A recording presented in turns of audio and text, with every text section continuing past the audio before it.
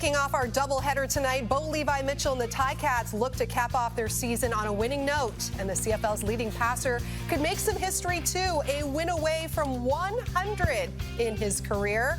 While Drew Brown and the REDBLACKS limping into the playoffs, hoping that strong finish from last week against the Argos carries over here tonight as they look to snap a 5-game losing skid.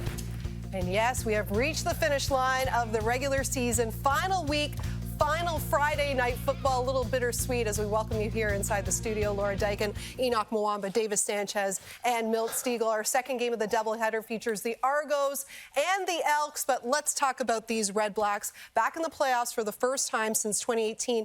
Not exactly how they were hoping the lead-up would go as they've lost 5 in a row. So what is the mindset of this team? Because we know the challenge is ahead, but they got Hamilton up first. They got to take care of Hamilton, but tonight is not the most important night, Laura. They want to obviously, you want to get into the playoffs. It doesn't matter how you get there. You want to get there. But next week is really when the test is going to be taking place. And they want to try to have as much rhythm as possible, and hopefully tonight is a win. But this is not the most important game for them. Yeah, I think it's, I'm with you 100%. It's all about the belief in themselves. They have to find something. It doesn't matter what the score says. It doesn't matter what anyone else says. They got to find some things tonight that they can hang their hat on moving forward to next week that they feel confident about. And I think that's the key for this Ottawa REDBLACKS guys team. are really selling this game. Way to go, I can't wait! Way to go. But no, they want to be sharp in this game, but win, lose, or draw, it's about next week. I mean, their MOP, Hardy, is not even playing, so you know they're not that concerned. They want him to be 100% next week. And yes, this team would like to go in with some momentum in the playoffs, but after this game, this season means nothing. It's all about the playoffs now. The regular season means nothing. So these coaches, I guarantee you, are prepping for what's going to happen next week. Hamilton has been red hot, winners of 5 of their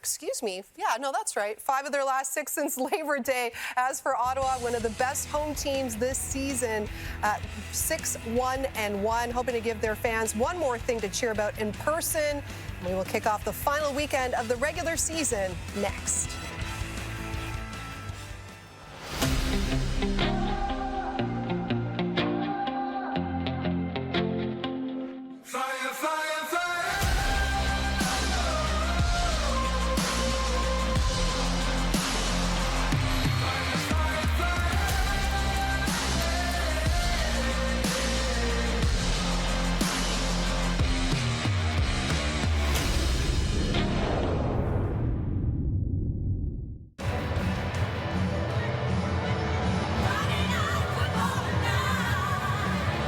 Yes, Laura, welcome to the nation's capital as they play the final game of the regular season on a Friday night in late October. You got one team, the Ticats, Dwayne Ford, who are red hot right now, but they didn't get hot fast enough to make the playoffs. The REDBLACKS are in the playoffs, but ice cold lately. They've made some changes, though. Braylon Addison getting the start at running back. Yeah, and this is obviously an interesting one. Kalen Laburn had been starting at running back. We've seen Braylon Addison in this role before.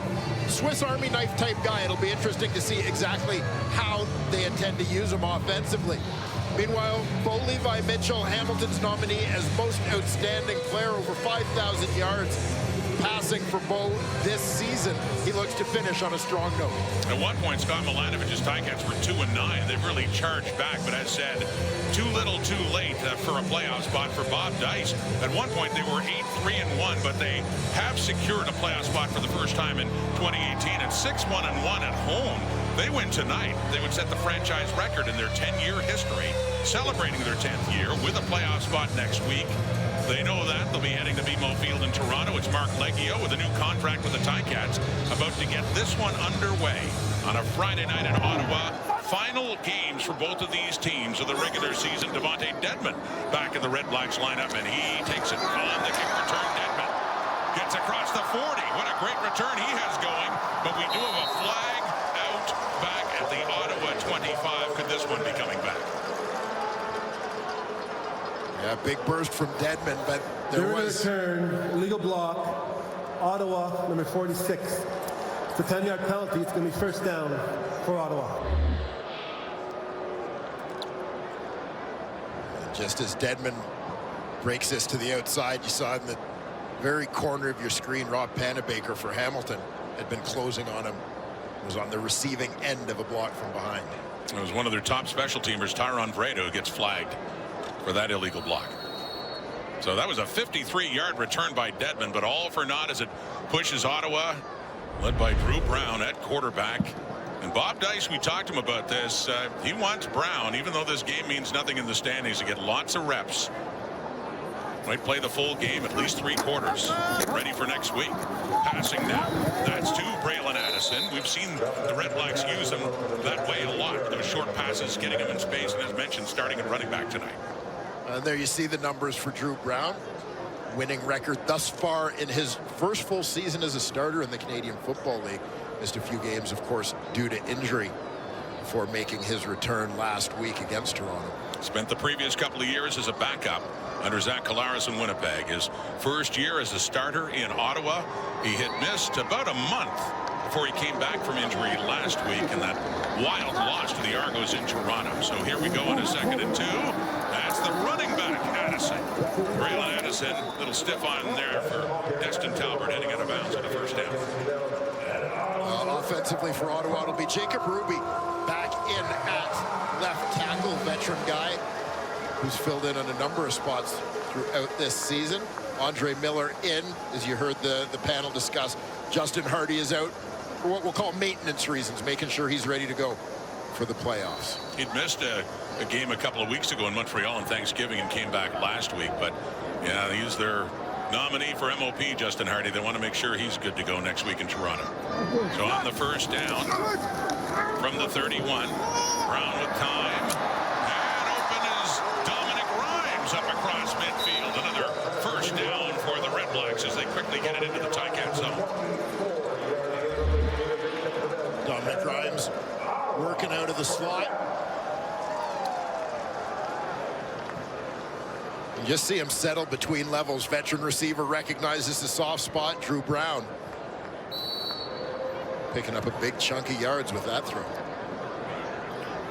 That gain is 28 yards. And Rhymes comes into this game 104 yards shy of 1,000 for the season. So there's certainly a chance of that. Hamilton 51 and a first down. And running the football again. And the ball comes loose. And the Ticats say they have it. Turnovers have really hurt the Red Blacks this season. And do we have another one there? Yes. Kyle Wilson has the football. And the Ticats offense is coming on the field. So just as Ottawa is working it down into the Hamilton zone, it gets coughed up. It gets recovered by the Ticats. Bo Levi Mitchell to be coming on here on a Friday night in Ottawa.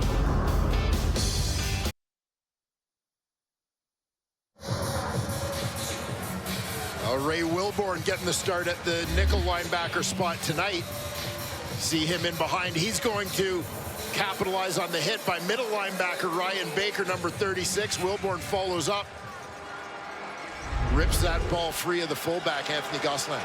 So Bo Levi Mitchell, who's 342 passing yards shy of breaking Henry Burris's franchise record for a single season, throws there, and it's off the fingertips of Tyler Ternowski.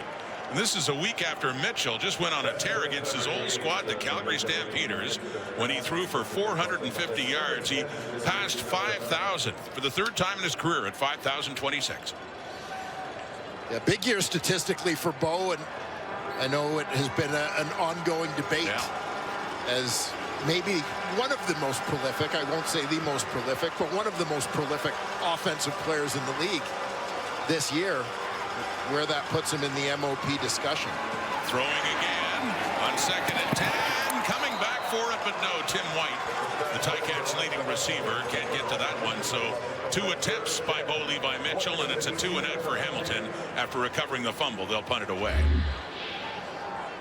Yeah, White's going to work the comeback along that sideline, but McGee gets a nice break to the ball, has inside position. Looked like White just able to get enough of a shoulder on him to keep him from being able to make a play on that ball. The Aussie punter Nick Constantino is standing back inside the Hamilton 35. There are 2 returners back for Ottawa. Devontae Dedman at the bottom of the screen and Khalil Pimpleton at the top. Both have returned touchdowns this season. Pimpleton, who gets the ball with the punt return TD. And he is There's nowhere to go there. Robert Panabaker coming in, pushing him out of bounds as the Red Blacks offense is about to take over. Final game of the regular season for these two teams. Third meeting of the season, by the way. They met back in week 4 here at TD Place in late June. Ottawa won in a walk-off, and then in week 15, 6 weeks ago, it was the Ticats beating the Red Blacks on that day at Tim Hortons Field in Hamilton. Ottawa with their 15 and a scoreless tie to start. And that one, quick tossed for Andre Miller, goes incomplete, second down. We'll take a look at the Tiger Cats defense, led up front by Casey Sales, tops on the team in sacks with 6 from his defensive tackle position. The linebacker you saw, Ryan Baker, who's had a terrific rookie season, getting a number of starts at the middle linebacker spot, over 40 tackles for him on the year. Another one of those young building blocks, Destin Talbert, started the year at the nickel linebacker spot, moved to boundary halfback, where he's been terrific. On second down, 4-man rush, lots of time, and it's incomplete. That's intended for Rhymes. It's a quick third down now coming up as Drew Brown and that offense head off the field. Yeah, Will Sunderland making a nice play on the ball. He's coming in from behind. Dominic Rhymes on that play times it up well to record the pass breakup. Richie Leone, punter for the Red Blacks. And the Ticats should be in good shape on this one as he sends that from his end zone right at midfield. That's Lawrence Woods. Oh, he gets upended. Charging in quickly there was Adrian Fry. A big hit on special teams by one of the new Red Blacks. But Mitchell, they just had a 2-and-out, and they're going to start right around midfield in a 0-0 game here in Ottawa. It's a game that meant a lot to Bo Levi Mitchell last week against his old team, the Calgary Stampeders, and it certainly showed the way he played, Wayne. 5 touchdown passes against 1 pick, and he threw for 450 yards, as mentioned, to go over 5,000 for the season. Yeah, Bo was on a little bit of a heater against the Stampeders last week, absolutely rolling in that ball game and continuing his strong second half play, as he's really been one of the keys to Hamilton's resurgence. Really has been the Ticats nominee for most outstanding player. He's handing off to Greg Bell. First carry, right side. Big carry, too, is Bell, who has really emerged in that Ticat offense this season, is first in the CFL with a gain of 12.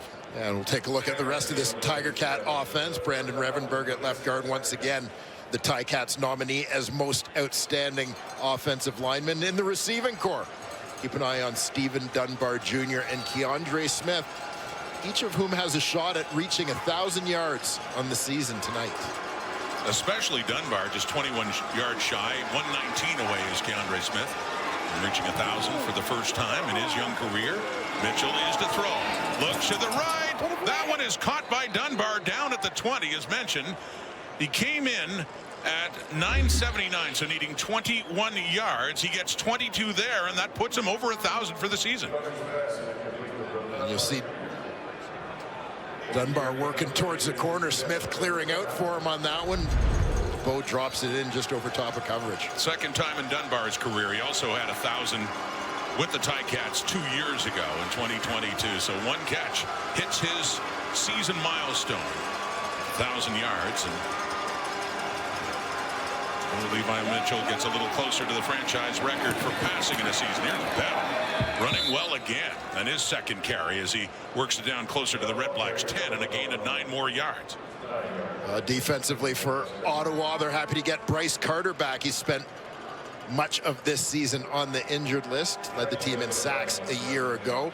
The receiving core, or excuse me, linebacking core, Adrian Fry gets the start at the nickel linebacker spot tonight. DeAndre Lamont, the team leader in defensive plays, is at the field halfback position. We're down to the 12 and a 2nd and 1. Andy Litre is in, the ex-Red Black, on the carry, and has enough for a first down, getting it down to the Red Black 10. Litre started in Calgary, went to Edmonton, had a year with the Red Blacks last year before signing on with the Ticats for 24. And one of the guys who earned the praise of head coach Scott Milanovic, we talked to him this week just about guys being leaders, being real pros this season.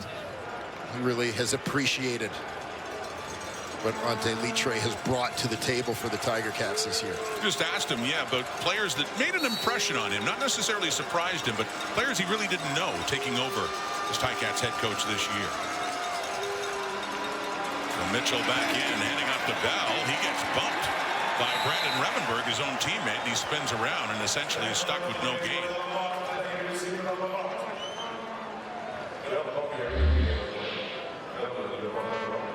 Get a close-up look here at the collision between teammates. Defensive lineman getting penetration upfield on Revenberg, causing some havoc in the backfield. Second and goal, the Ottawa 10. Mitchell, end zone. No good. Intended for Desmond Patman, inserted into the Ticat lineup, and thought he had himself a CFL touchdown. They waved that off. Patman lined up out wide here, but getting an opportunity to use the waggle a little bit with Brendan O'Leary-Orange moving down to the formation. Got his hands on it, but appeared to trap the football as he went down to the turf. Good start. Had the hands on it, but just couldn't maintain possession. So Mark Leggio comes on now. 39, a 44, a 17-yard try for Leggio in his fourth year at a Western. Constantino puts it down, and Leggio kicks it through for the first points of the last game for the Hamilton Tiger Cats, taking the early lead here at TD Place. Moving down, setting it up for that short field goal for Leggio, 3-0.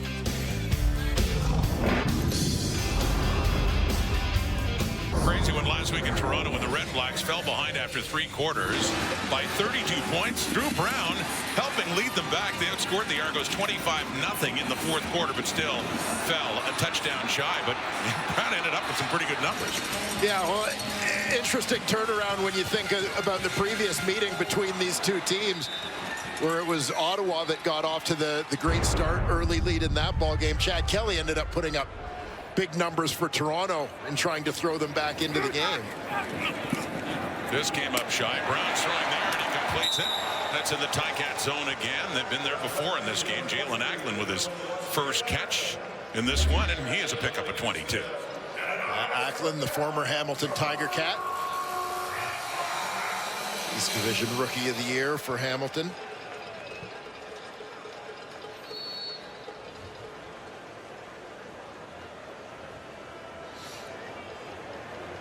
Be a big boon, obviously, for Ottawa offensively if they could get Acklin going in the playoffs. In his third year with the Red Blacks, with the Ticats you talked about before then, played in the Grey Cup with Hamilton. That's Braylon Addison. He's a teammate now and was a teammate then with the Ticats, part of the Hamilton-Ottawa connection. We see a lot of that with this Red Blacks team, and Wayne Hendricks in on the tackle. Get a look here at the Tiger Cats under defensive coordinator Chris Jones, swarming to the football to force this second and long. After Addison picked up a couple of yards to the Hamilton 46 now. Red Blacks trailing by 3. Over 5 minutes to go in the first quarter. That's caught. Nick Mardner has it. Mardner, one of the top picks taken in the 2024 draft, gets 12 more yards and a first down for Ottawa. Yeah, interesting to see here. Hamilton went with a 3-man front, leaving them 9 men dropping in coverage. But literally everybody, even that second level of defenders, the linebackers, were dropped back so far beyond the first down markers that it was easy to make that completion underneath and still pick up first down yardage. Certainly in field goal range now. And on the first down, that carry going to the left is Addison. Said getting the start at running back. Kalen Leyburn going to the practice roster. It had been Leyburn taking over after the Red Blacks released Rock Armstead, who remains statistically the leading rusher in this team. As I said off the top, Braylon Addison's an interesting one because of what his skill set is. Former high school quarterback. We've seen him do some wildcat type stuff in Tommy Condell's offense during their time together in Hamilton. So the combination of he and Devontae Dedmon, I think, presents some interesting options at running back. Another second and another second down converted. Andre Miller with the catch as they are getting deep into the Ticat zone. Another first down after 20 more yards. Yeah, Andre Miller, the first-year man out of University of Maine, working from the slot here. Again, he's in the lineup for Justin Hardy. Nice release with the swim to the inside. Nice depth piece added by Ottawa over the course of this season to their receiving corps. First and 10, Hamilton 12, Brown, end zone, no, incomplete. The intended receiver was Pimpleton. So second down coming up.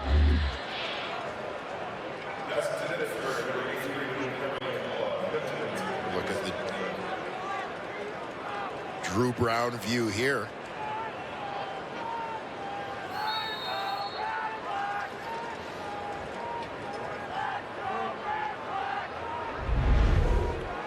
Just off the fingertips of the first year Ottawa receiver. Out of Central Michigan. Second and down. Caught. Addison pushing. Looks like he broke the plane. Touchdown, Red Blacks.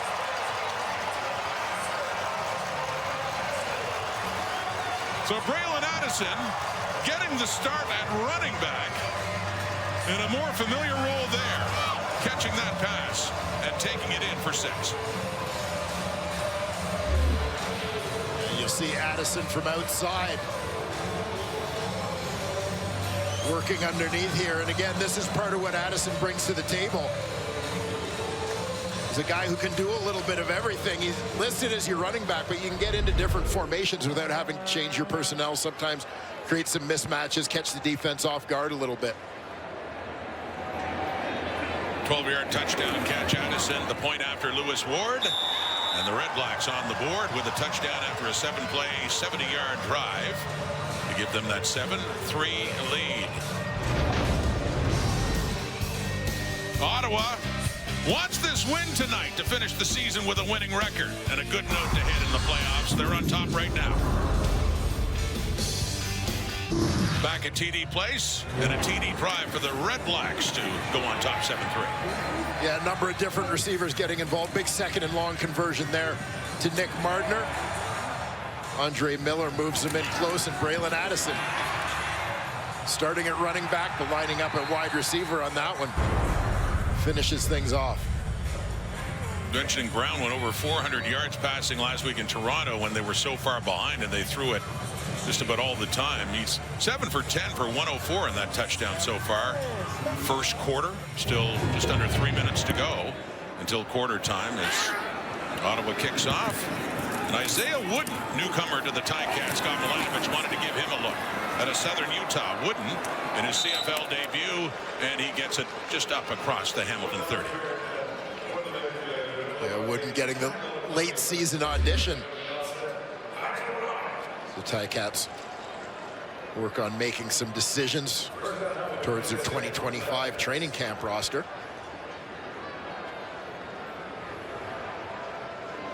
And you see Davion Taylor, who had a number of starts at middle linebacker this season in the absence of Javon Santos Knox. Still looking to get it done on special teams, hopefully picking up some of the slack for the injured Adarius Pickett. From the Hamilton 31, play action fake. Mitchell settles in, gets rid of it, and wide open is Keandre Smith. Up across midfield and inside the Red Blacks 50 and taken down closer to the 45 by Davion Taylor. Well, with Stephen Dunbar having reached that 1,000-yard mark, attention now turns to Keandre Smith working from the right side of your screen. He was tight to the formation, working across the field.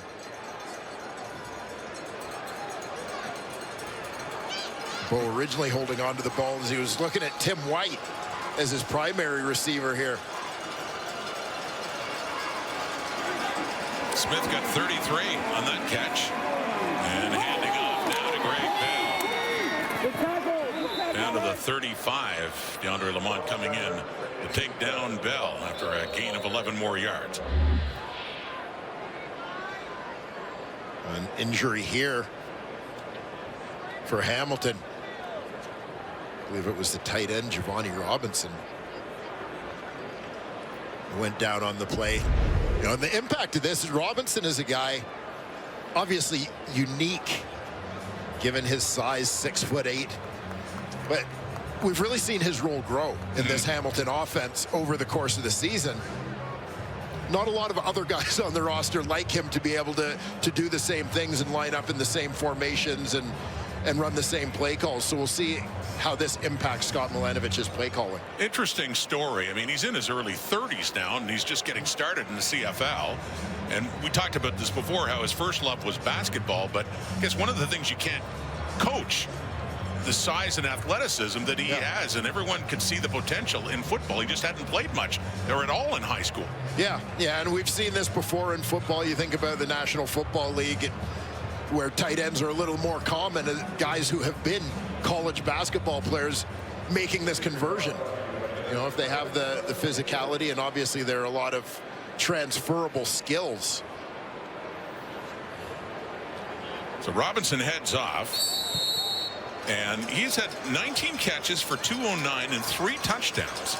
Had a touchdown last week on his one and only catch against the Calgary Stampeders. One of the 5 thrown by Bo Levi Mitchell. They're down at the Ottawa 35, down 4. Mitchell again with time, and it's intercepted right down to the end zone by Damon Webb. Right there, and Keandre Smith, and put another one in the resume for Damon Webb. That is his 5th interception of the season to snuff out that Hamilton drive. Keandre Smith working from the slot on this one. Bo Levi Mitchell facing a little bit of pressure. See, Smith gets in behind the halfback, but nice play from Webb coming over from the other side to help out on this one and steal the ball from the Hamilton receiver. And getting the pick and landing down just the goal line inside. They bring the ball out. The interception occurred in goal. Therefore, by rule, it's first down for Ottawa at the 30-yard line. Let Ben Major explain it instead, as he does, referee tonight. So because of that, where Webb landed, they'll actually get to start in a pretty good spot up at their own 30-yard line.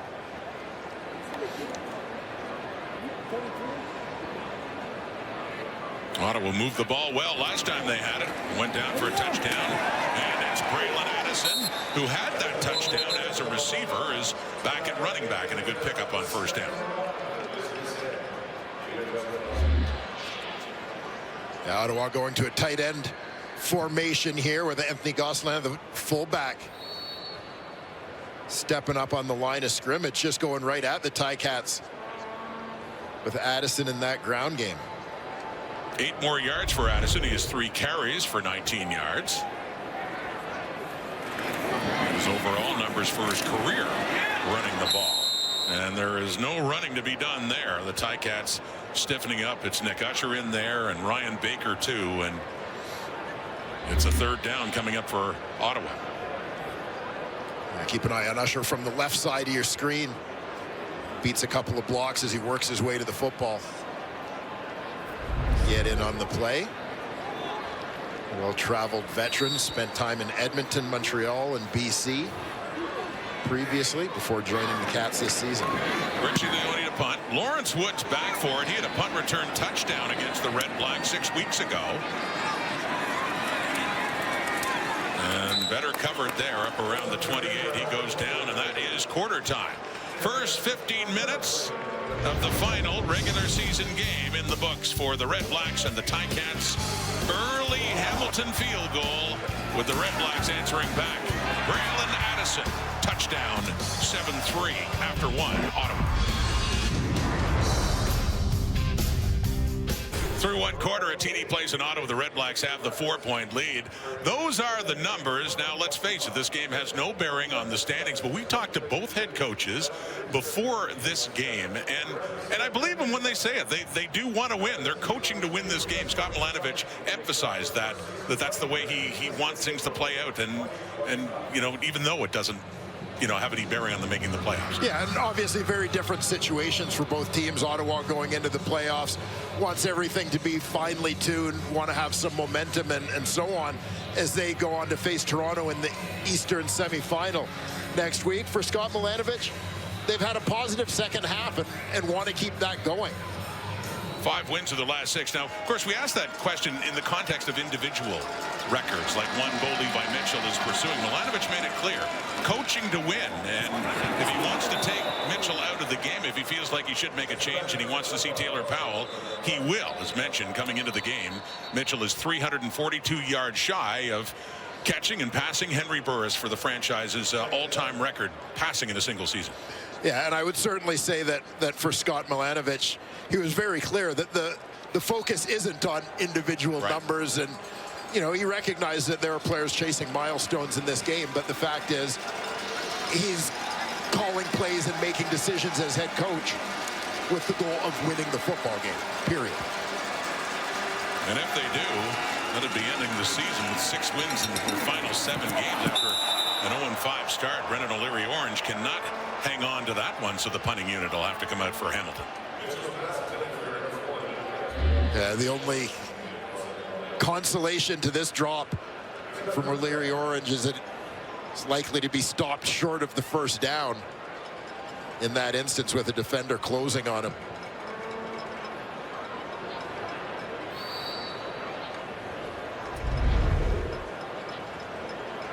The safety money hunter was coming in. O'Leary-Orange, who started his career with Winnipeg, for coming over to the Ticats.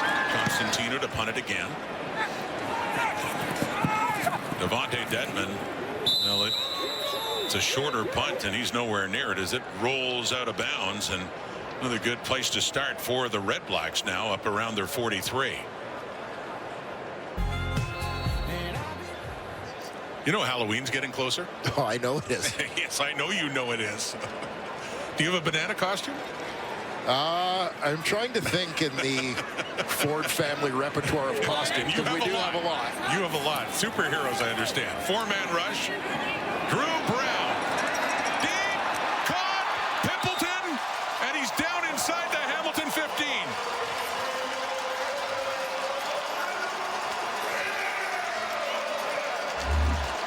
As this ball is in the air, it felt as if any one of 4 people could have caught this football, 2 from each team, as you see.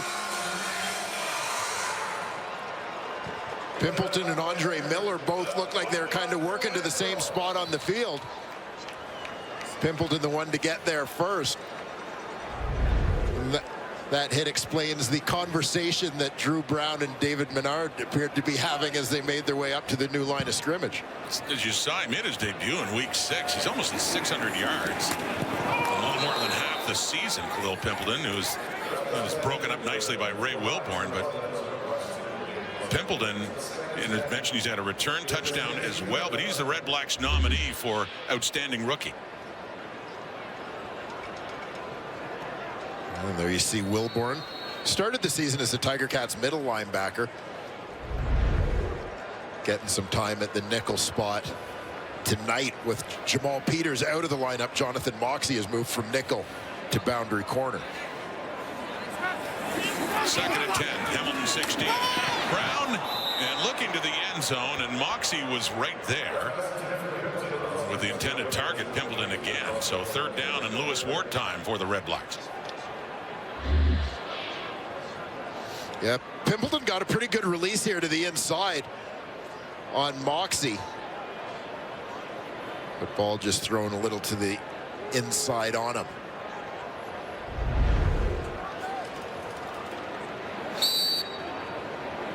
Lewis Ward, 53 is 61 on the season. This is a 23-yard try to put Ottawa up a full touchdown, which he does.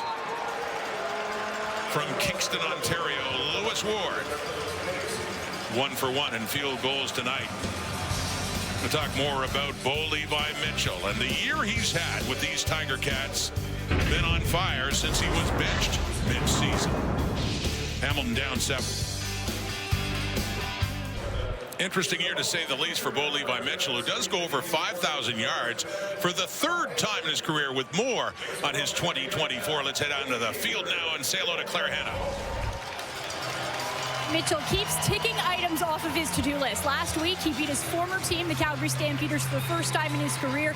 And now he has beaten every single CFL team. But what his coaches, players, and even fans are asking him, what does the future hold? Well, Mitchell told me that a couple of years ago, he spoke with our very own Milt Stiegel, who told him, you know that you're ready to retire when you don't want to get hit anymore. Well, this season, Mitchell said it's proven to him that he still loves the game. He belongs with the guys. He told me nothing in my body says I don't want to do this anymore. And the fact that his numbers are so elite just proves that he can still be an effective quarterback. Guys? Hey, Claire, things really seemed to turn after he was benched in Montreal by Scott Milanovich. Came back after Taylor Powell got hurt, and he had over 5,000 yards. And this is the first time in his career that he has led the CFL in passing yards.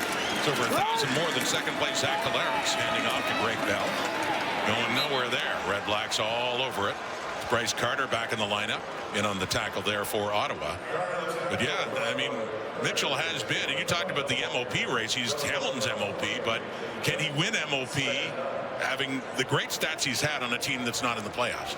Yeah, I think he can. Odds are, to me, that Tyrese Beverett probably gets the nomination out of the East, and I think deservedly so. But bigger picture, I don't think that being on a non-playoff team should impact Bo's candidacy for the award. 2nd and 9, throwing, and that one is coughed up by Tim White. So been a couple of what looked like could have been catches going awry, and punting unit will come on again for Hamilton. Yeah, you'll see White coming from the right side of your screen, working towards the middle. His hands on it, looked like contact came just as he was trying to secure that one.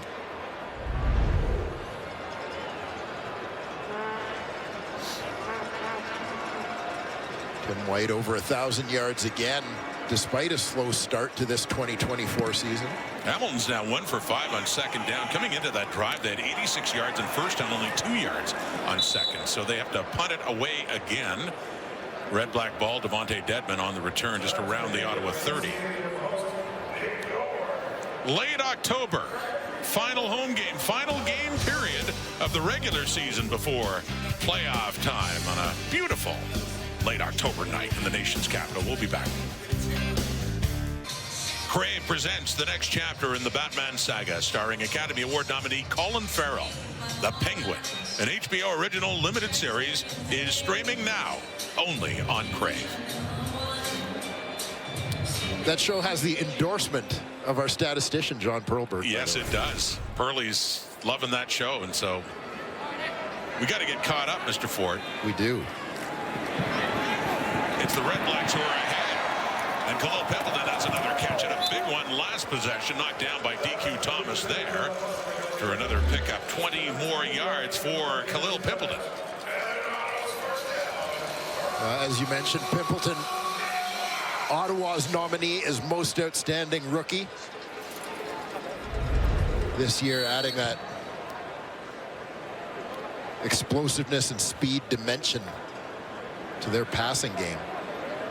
He's gone over 600 yards for his season. Khalil Pimpleton already has 81 yards receiving, and that's on 2 catches. 1st and 10 in the Ticat zone. Drew Brown and the Red Blacks checks it down for Anthony Gosselin, who can't hang on to it. And so a 2nd and 10 is coming up here.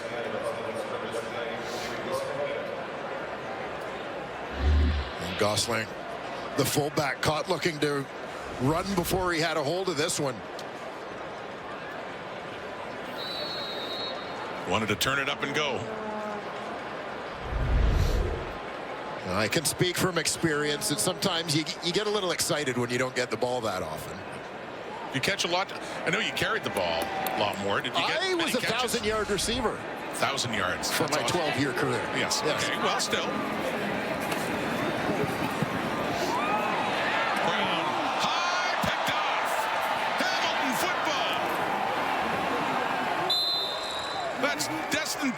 with it. Talbert has the pick on a high pass by Brown, and that's his second interception of the season. Another one of those players that certainly made an impression on Scott Milanovich this year. Yeah, no doubt. Playing one of the toughest positions on the field, top right corner of your screen. It's that boundary halfback, just an overthrow intended for Jalen Acklin. And Talbert in position to come up with the theft. Destin Talbert, first year, North Dakota State, 38-yard return after that interception. So it sets up the Ticats across midfield at the Ottawa 52. Trailing 10-3, second quarter. Looking to close out the season with their 8th win.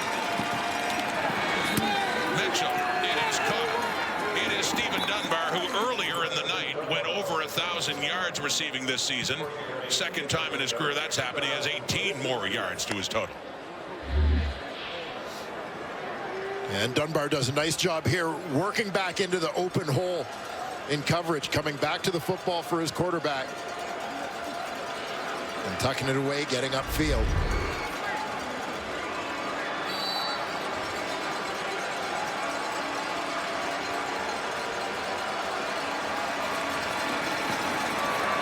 Little reverse here. The toss inside going the other way. That's to one of the newcomers to the Ticats. We saw him in returns. Isaiah Wooden has that one for 12 yards as they incorporate him into the Hamilton offense as well.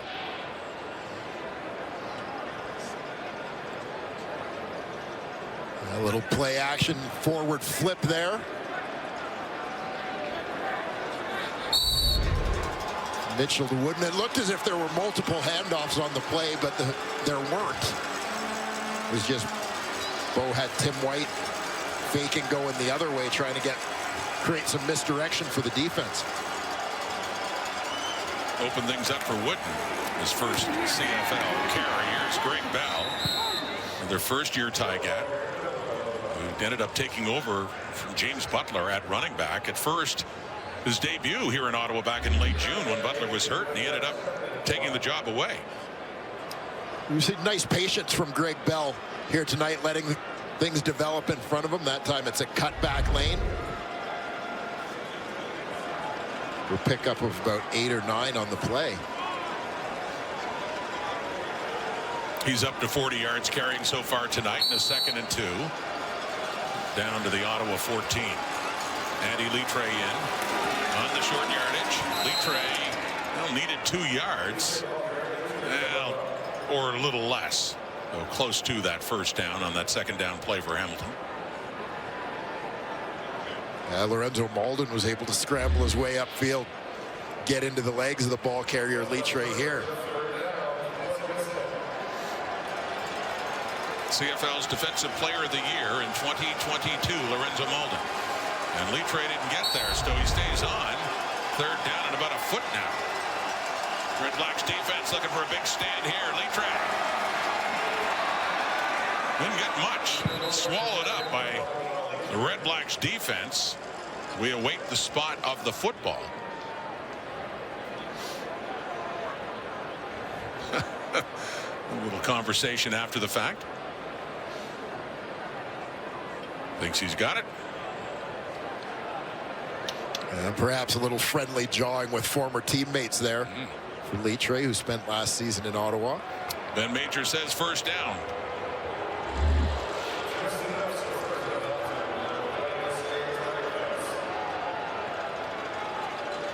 Former Simon Fraser star.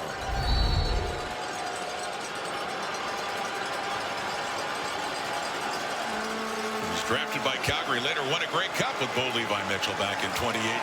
Here's Mitchell now in the Ottawa 12 and a first down. He looks to the end zone to the right. Touchdown, Keandre Smith. Wide open in behind coverage. Another touchdown for Smith. That gets the Ticats within an extra point and tying this game up.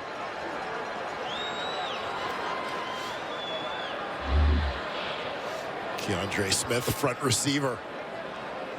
Hamilton goes trips out to that right side. He's going to stem to the inside, bend back to the corner.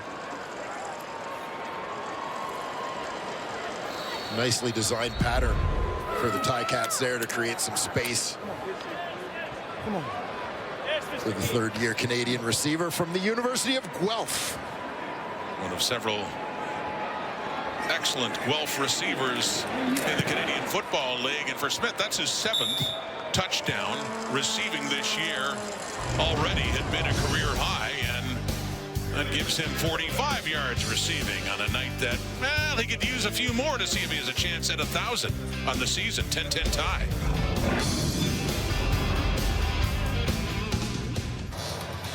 First touchdown of the night for the Ticats, scored by Keandre Smith on this drive. Yeah, once again, 3 receivers out to that right side. Bo never has to take his eyes off of it. So that one seemed to play out just as planned for the Cats. Smith open, work into the corner. 6 plays, 52 yards in just under 4 minutes, and we got a tie ball game now. 5:40 to the clock until halftime. With Leggio kicking off, and Devontae Dedmon back inside the 24. Some big hitting down there, including the takedown by James Tuck on special teams. And Devontae Dedmon. Justin Hardy not in the lineup tonight. He's the Red Blacks nominee for most outstanding player, so no shot at catching Justin McInnes for the most receiving yards on a single season. Let's go back to Claire. Yeah, Rod. Now, Bob Dice said he's balancing a couple of things in tonight's game. He wants to play well against Hamilton, but he also said that football is unpredictable and he doesn't want any of his stars getting injured ahead of the playoffs. So that's the main reason that Justin Hardy isn't playing tonight. He said that his back flared up. He wants him to be 100% in the East Final. But what's unfortunate is that Hardy was chasing a couple of records. Greg Ellingson's receiving record with the Red Blacks, and then he was also chasing another record set by Gerald Alphin in 1989 with the Rough Riders. But Hardy's all about team performance. He's not going to sacrifice himself for the sake of records. He knows the most important thing is being healthy for next week. Yeah, Claire, he's very low-key about all that, and we talked to him about milestones, records, and everything. Only one really matters to him. True team guy, what you'd hope and expect for a player like that. Yeah, a veteran guy, a pro. Getting Ottawa's nominee as most outstanding player this season, but Justin Hardy will tell you he doesn't care about any individual stuff. It's all about what they do in the playoffs. The ball carrier is Braylon Addison, and heading off tackle in another good game, picks up 8-9 yards. That was after a 29-yard pickup, by the way, in Dominic Rhymes. Addison in the backfield, looking pretty good, comfortable in that running back spot. Free safety Stavros Katsantonis coming downhill to make a play on that one. 2nd and 2 at the Hamilton 37, and it's out for Addison. It's at the 40, 35, 30, first down and more. So he just heads out of bounds, and the Red Blacks quickly working their way down the field after Hamilton had scored the touchdown to tie the game. Yeah, you see Addison starting off in the backfield right beside Drew Brown, working that swing route as an outlet for his quarterback, picks up what he can. You know, and I think there's an element there of being aware that the playoffs await. Not taking unnecessary contact. And it's not like we haven't seen Addison running hard up the middle and being physical in there, but along the sidelines just getting out of bounds. Well, here he's running. Speaking of getting physical, whether he wanted to or not, Dwayne Hendricks is coming in on that carry by Addison and knocks him to the turf. Yeah, Addison found himself a little bit out of his weight class on this one as the defensive tackle, Dwayne Hendricks, beats his block to make a play. It wasn't so much a tackle, more of a push down. Yes.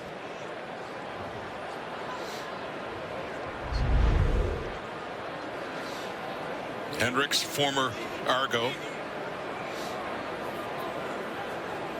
signing on with Hamilton. Speaking of the Argos, playing later tonight in Edmonton and hosting the Red Blacks in the playoffs next week. BMO Field, pressure.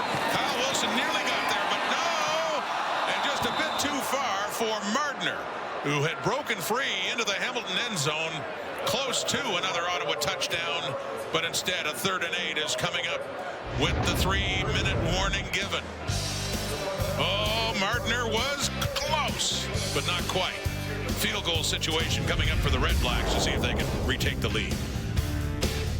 So it's my final games of the regular season, and we decided to celebrate with some dunks. All of us got the memo except Paul LaPolice, but he made up for it in a big way. You guys didn't get the Halloween memo? What Happy the hell? Halloween. Where's the Halloween gear? Who wore it best, Rod and goodness. Dwayne? Who wore it Tina, best? please start dressing.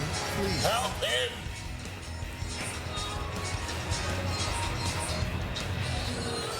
Oh, Laura, by the way, great job this season filling in for Kate. And maybe there's some Halloween pressure going on. Maybe Dwayne Ford's going to have to, I don't know, quickly scramble. Maybe too late tonight, maybe tomorrow in Montreal. We'll see. From the 30, Lewis Ward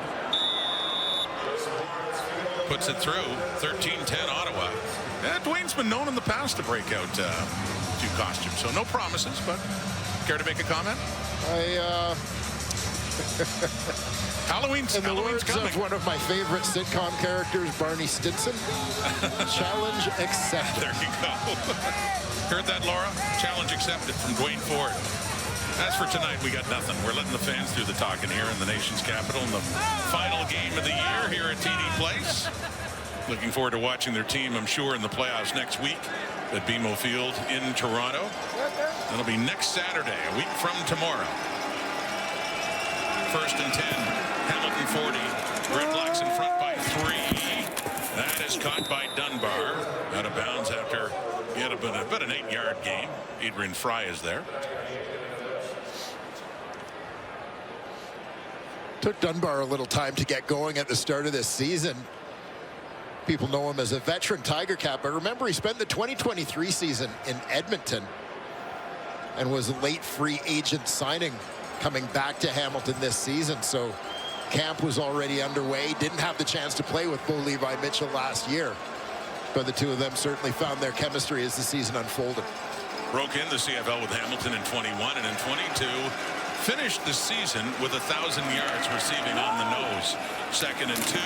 Andy Litre is the ball carrier who has the first down up close to midfield.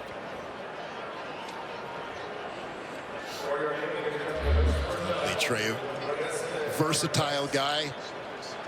You obviously see him as the short yardage quarterback so often for Hamilton, but a guy who's able to fill in, spell Greg Bell or James Butler at the running back position, can play some fullback, tight end for you as well.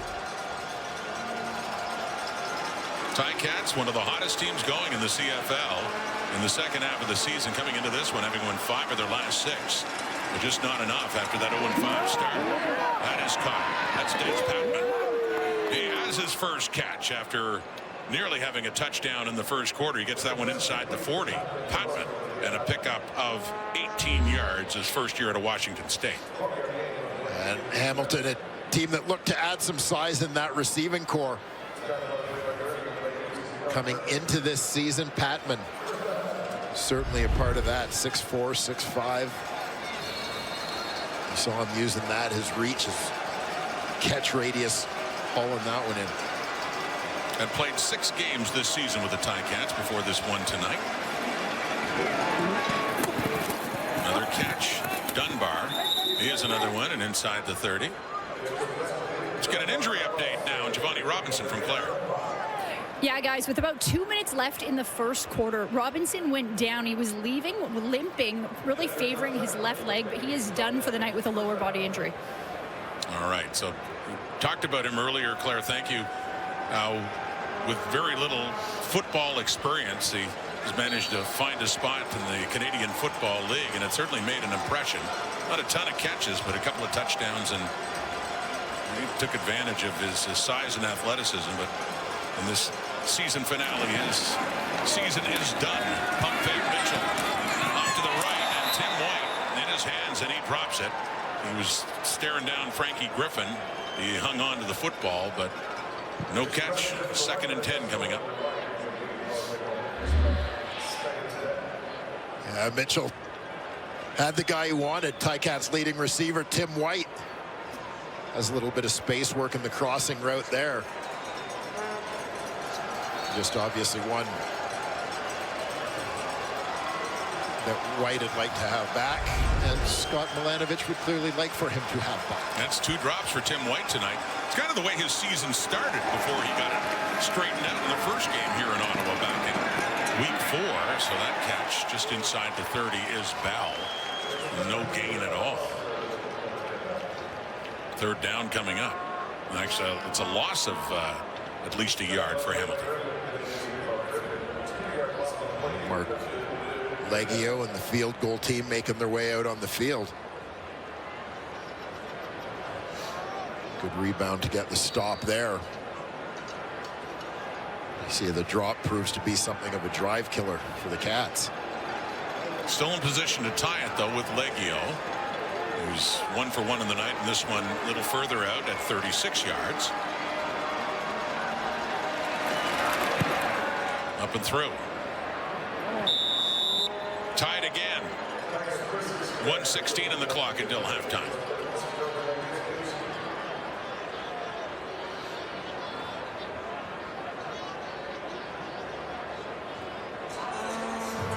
Receiver coach Naaman Roosevelt over there chatting with Tim White, Keandre Smith at the bench. Roosevelt, who had some time in the CFL, broke in with the Saskatchewan Roughriders, who are turning to coaching.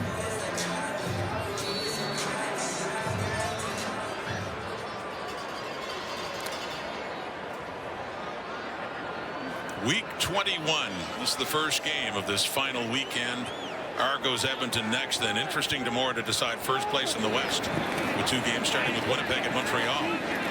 Drew Brown has all kinds of time. Finally, David Menard's charging in to force him to throw it, and a flag comes out as it sails out of bounds on that deep toss.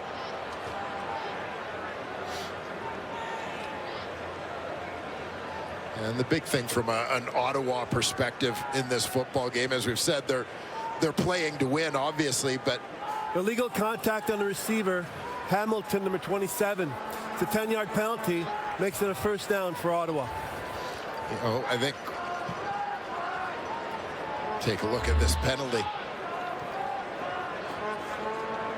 Take a look at Jonathan Moxey, again playing out at the corner tonight. As the receiver went for the double move to get vertical. He impeded him.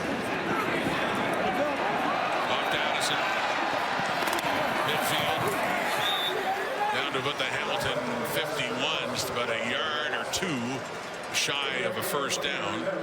Gain of 8 for Braylon Addison, who's had a busy first half against his old team.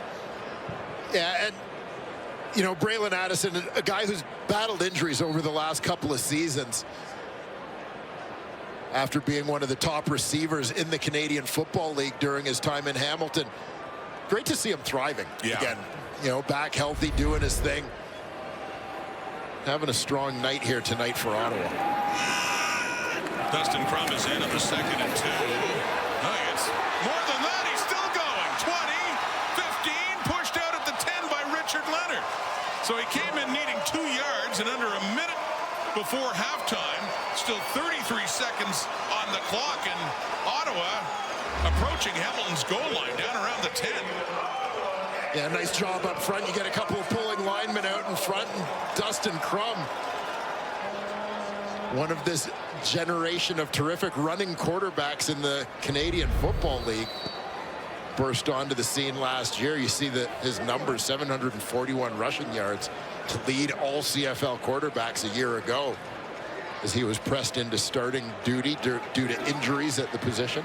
He was 4th in the depth at the start of last season, ended up starting more games than any of the Red Black quarterbacks. So in that 1st and goal, and that is complete. It's inside the 5 to Rhymes. 2nd and goal coming up here. 28 seconds to go until halftime. Rod, there's a young man in front of me holding up a sign that says, "Please say they found us, Isaiah." So whatever that's all about, they've been found. We'll work on the whole story. Here's 2nd and goal into the end zone. Touchdown, Jalen Eckler. A timely major score for the Red Blacks with the clock ticking till halftime.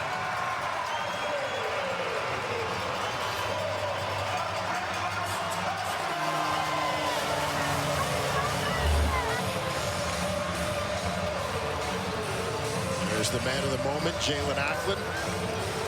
And nice job getting his release, getting inside position. Getting a short, high percentage throw for his quarterback, Drew Brown. So the touchdown scored by a couple of ex-Ticats. First Braylon Addison, and then Jalen Acklin, with Lewis Ward on for another point after try. 15 seconds on the clock until the half, and a 7-point Red Blacks lead is restored after the 4th receiving touchdown of the season for Acklin. A quick slant. Brown to Acklin for the score.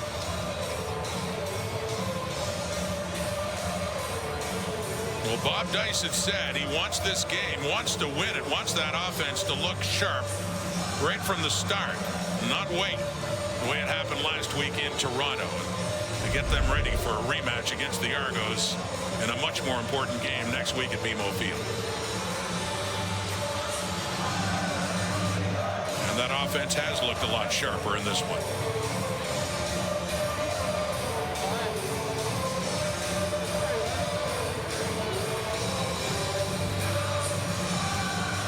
With Brown 14 of 22, 249 yards passing, and we're not even at halftime yet, and 2 touchdowns, 1 intercepted for Drew Brown.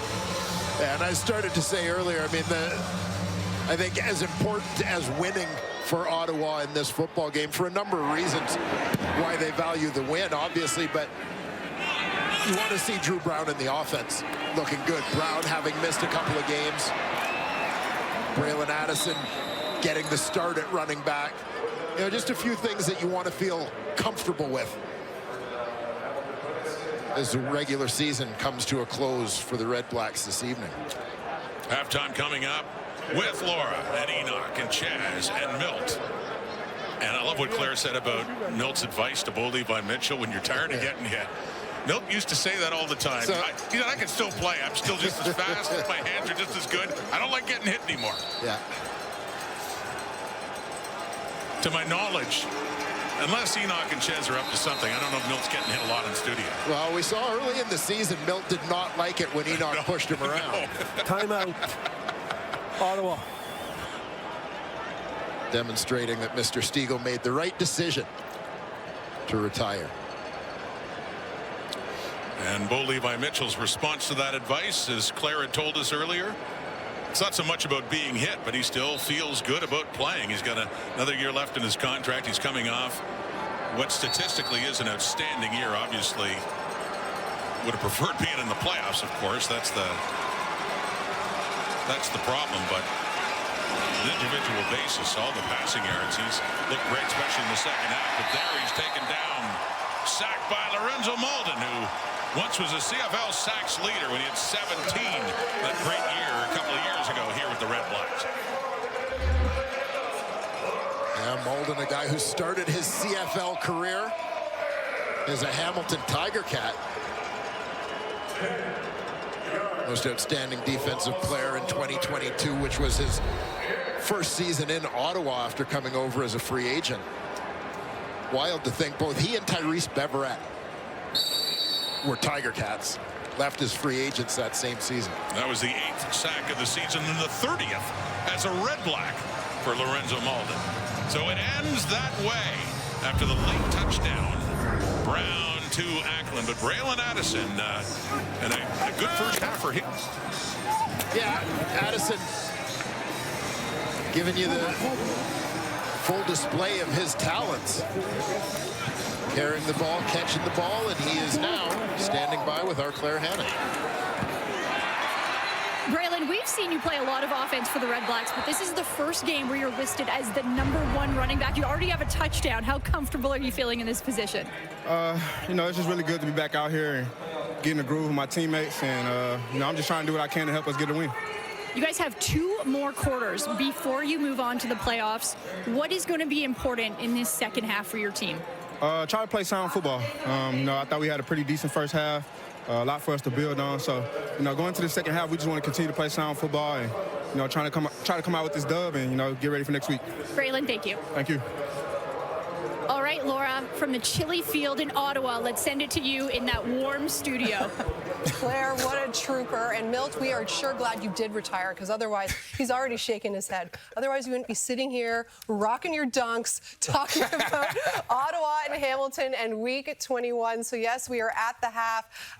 Another sign that the season is winding down. It is award season now, and this past Wednesday, the team winners were announced. As we take a look now at your 2024 MOP finalists, 4 wideouts, 2 defensive players. We've got a DB and a linebacker, 2 wide receivers, and last but not least, a quarterback as well. So, Milt, let's start with you. Yep. Who's your pick to win MOP, and maybe give us a dark horse as well? Well, I'm going to break it down East and West because they still have to break it down, but I'm going to go with Bo Levi Mitchell in the East. And I know a lot of people are saying, well, hold on, man. He didn't even lead his team to the quarterback. Well, as I said last week, this is not a team award. This is an individual award. Bo is going to lead the league in passing by maybe more than 1,000 yards. He's going to lead the league in passing touchdowns. So he's definitely deserving of being the MOP. He's done all he could do. Yes, his team wasn't the best this year. They finished up strong. So he has to be in consideration. And in the West, you got to go with Brady Oliveira. But don't sleep on Milligan. That's my dark horse. And if he doesn't win, he needs some special award. He was nominated for 3 awards, MOP, defense, and special teams. That's a special player. Yeah, I think in a year that the offense has been down, look, even in that list, only 1 quarterback of the 9 teams is the team's nominee. Yeah. That should tell us a defensive player deserves to win the MOP this year. That is a fact. I mean, look, this guy. Roland Milligan. And look, Tyrese Beverett. Hey, Tyrese, I know we're talking about Roland Milligan right now, but you had a heck of a year, my man, and also are deserving. But Milligan, the fact he's second in league in special team tackles. He's in 70 tackles, 8 interceptions, 10 knockdowns. He's a cover guy. I mean, that says it all. You're not going to have seasons like that very often, and that's it. For all the voters, you're not going to have seasons like that very often. The fact he had one, it'd be a shame if he didn't win the MOP. I mean, it is the year of the defense, Milt. It is the year of the defense. This is the year. He's just not used to being outnumbered on a panel like this. But this is the year of the defense. Roland Milligan's year is absolutely impressive and unreal. You have to reward him for what he's done. And to your point as well, Chaz, Beverett did an amazing job. Leads the league coming into this final week for the CFL in tackles. And you got to take into account, too, this is not his normal position as well. He has to adjust to all the changes for that defense, and he still performed the way that he did. Yes, I said it. So you got 2 defensive guys for the MOP. Wow. That's right. You heard it. You heard me. Wow. You heard me. All right. Well, the finalists will be announced on Halloween. We've got our little segue here with Paul Police, and then the awards will be given out on November the 14th. That's all part of the Grey Cup festivities. Milt and Kate will be hosting that. You gonna wear your dunks for that? You gonna borrow Paul's jacket for that? Oh, no, No. He's taking Paul's jacket. We've got another jacket appearance coming up as our halftime Stevie Wonder continues. picked out that jacket.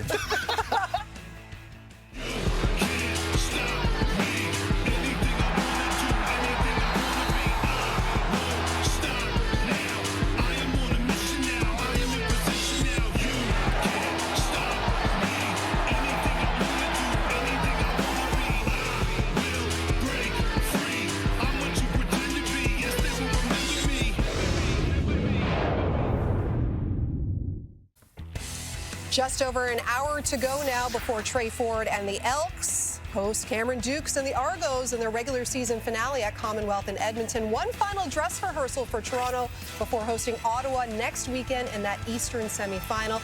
It has been an interesting week for both the Argos and REDBLACKS, and for more on that, it's time for Coach's Playbook with Paul Police and the Blazer.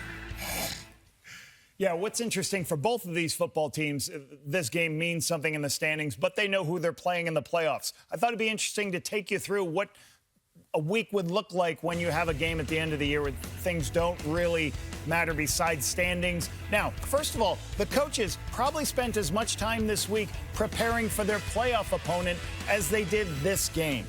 Why? You want to make sure you're prepared. You're going to go through, you're going to say, hey, let's use the game plan last time we played this football team, but let's spend a lot of time. You may break some of the coaches out, spend more time on that preparation. The second thing that's going to happen, you are going to, I've been on some teams that dedicate actual practice time to the playoff opponent. Hey, we're going to have 5 blitz plays. We're going to do 2 plays of the opponent we're going to face in the playoffs, and we're going to do 3 plays for the opponent this week. Sometimes you're going to do that. Or you might, as a coach, just tell your players, hey, we want to make sure we're good on this pressure, this blitz, but it's actually for your playoff opponent. They may not know that. And the third thing I would have always done as an offensive coordinator, we were going to call some type of formation, motion, or maybe a personnel grouping that I wanted to set something up, whether it be a double move, a trick play. I wanted to make sure that defense had to work on it. And you know, a defense coordinator is going to say, oh, he's not going to run it. He's not going to run it. That defense coordinator will he'll cross every bridge and look at everything on that picture to make sure he doesn't get snuck in it.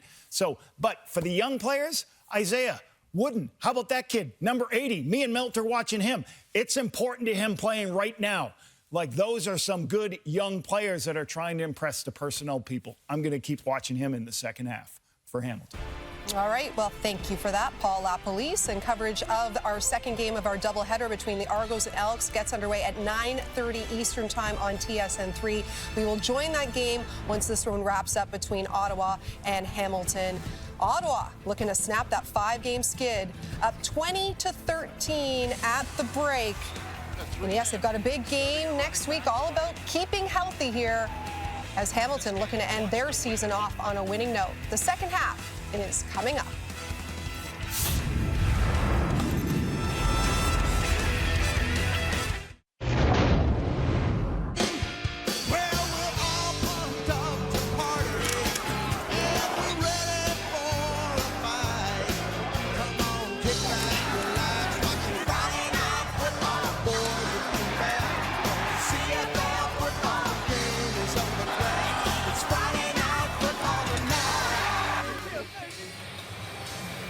Halftime in Ottawa, the REDBLACKS lead by a touchdown. Here are the numbers. One of those Tiger Cat touchdowns, the touchdown for Hamilton, scored by Keandre Smith, who's standing by with Claire. Keandre, you are 74 yards away from getting to the 1,000-yard mark for the first time in your career. How much are you going to be thinking about this in this half? Not at all. Why not? Because we got a game to win. Everything else comes after, right? We win the game, then I can talk about it after. If I can't think about it now.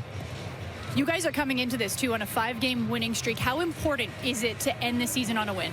It's important just to build momentum for the next season, right? Go off on a good note. Go off on the offseason. Give some guys a chance. We've got some guys like Woolen coming in.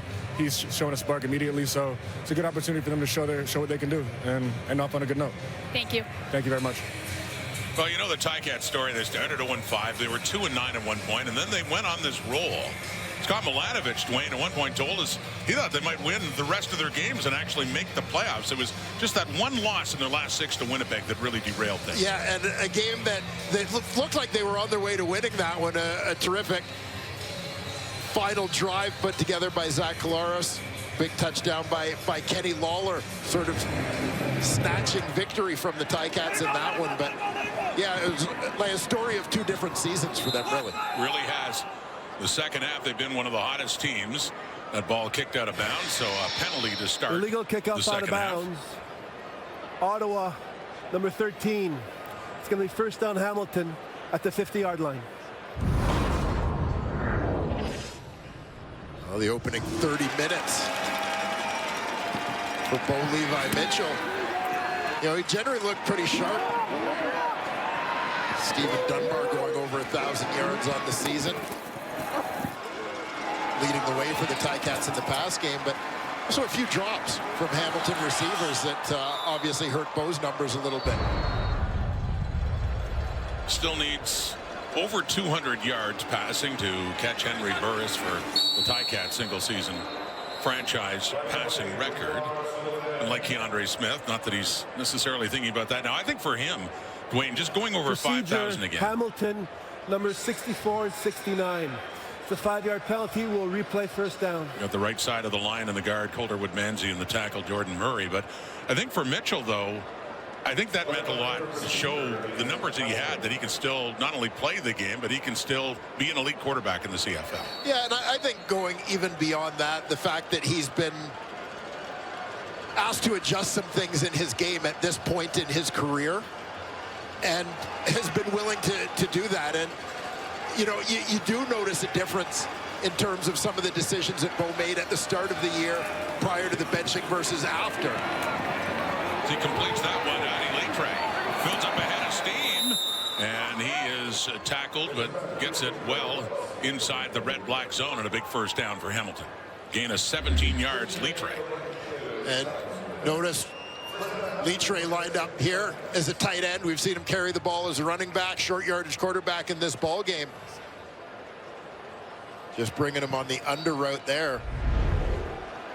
Dragging across the formation to pick up a Ticat first down. All smiles on the sideline. Down to the Ottawa 48. Ticats trailing by 7. Faking the handoff to Bell. Completing it there to Desmond Patman. Inserted into the lineup again tonight. His 7th start with the Ticats. He gets it down at the 40. A second and short coming up. Yeah, Patman getting an opportunity to play here late in the season. Largely due to the injury to the Cats. Most outstanding rookie nominee, Shamar Bridges.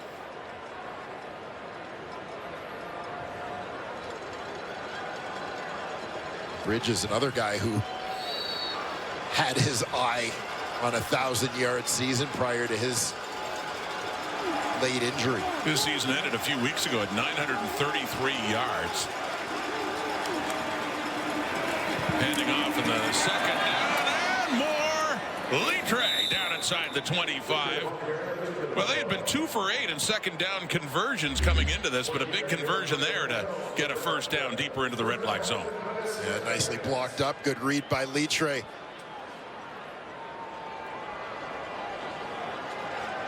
Just keeping it simple, getting it north-south. Finishing that run, falling forward. So down to the Ottawa 23. Ticats moving down, trying to tie this game again. Looking to finish up with a record of 8-10. Consolation, if you will, for a team that a few weeks ago thought they still had a chance of making the playoffs. It fell short. But have played well in the second half of the season. Patman again. Good second effort as he looks like he's picked up another Ticat first down.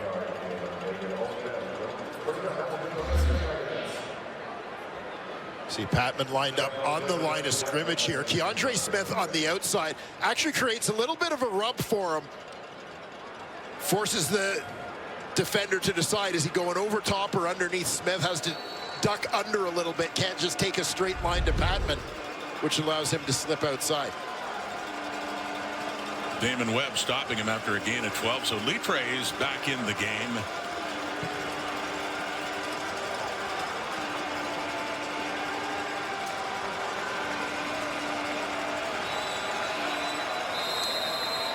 Whistle blows. Time count violation. Hamilton, number 19. It's a 5-yard penalty. Will replay first down. Pushes them 5 further back on the time count. And that's one that'll frustrate a coach, particularly given the field position. Great opportunity to get in the end zone, and now suddenly find themselves dealing with 1st and 15.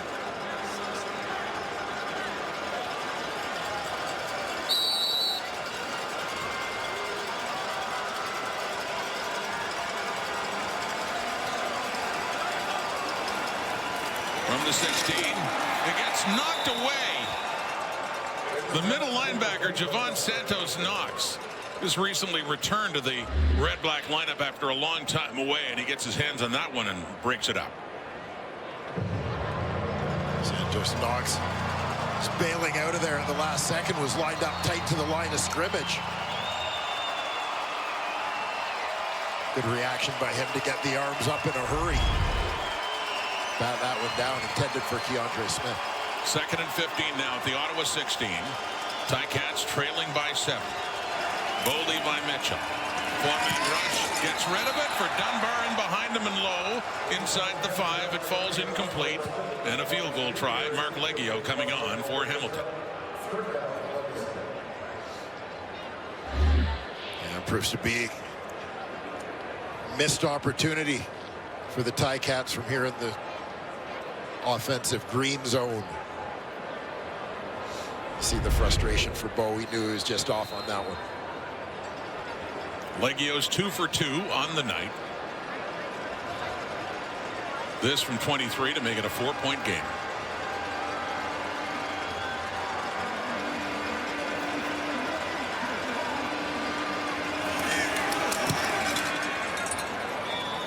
Perfect. 3 more. 16 on the board for Hamilton, 20-16. Ottawa leads it as Mitchell. Another discussion with Scott Milanovich. New contract with the Ticats for their kicker heading into this game.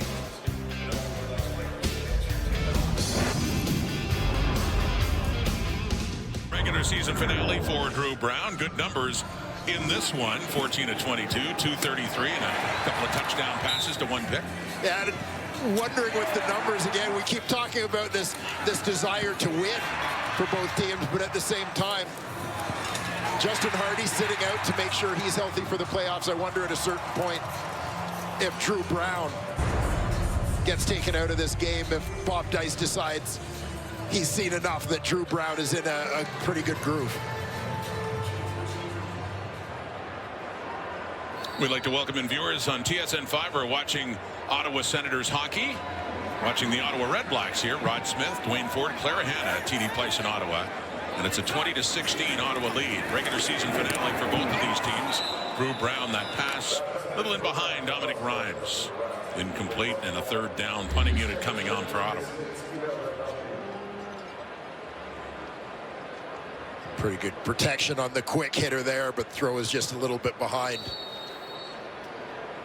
the receiver Rhymes, much to the frustration of quarterback Drew Brown.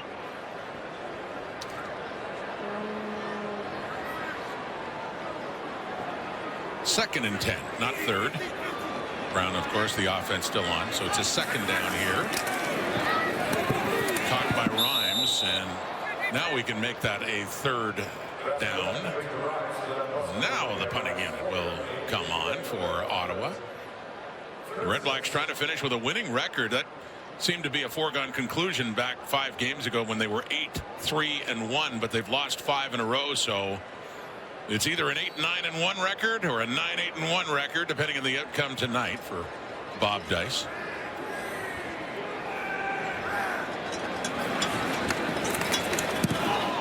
Punt from Leone, and Lawrence Woods is back for it. The Hamilton 20. So just up across the 30.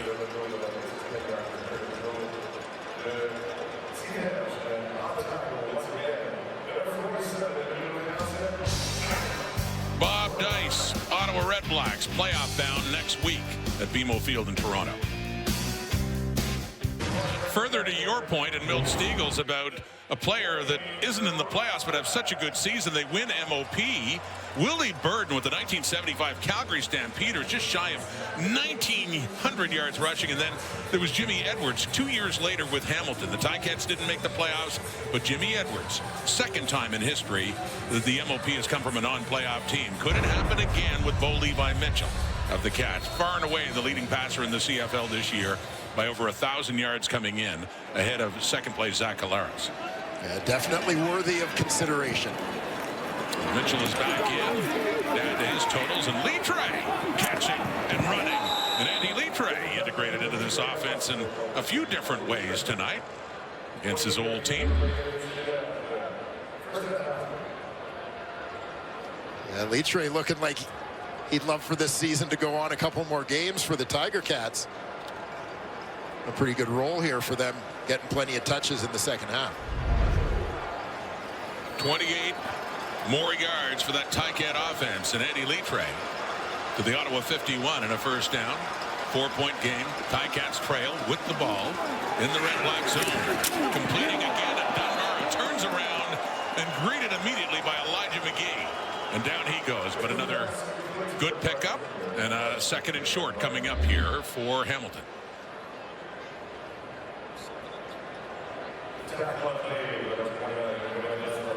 Dunbar head turned as McGee's got that head start on him. Those are the kind of hits that led to Milt retiring. That's why Stiegel backed it in. It wasn't all that catching and running.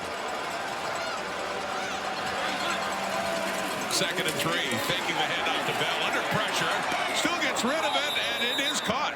Patman has it, and it's another Hamilton 1st down.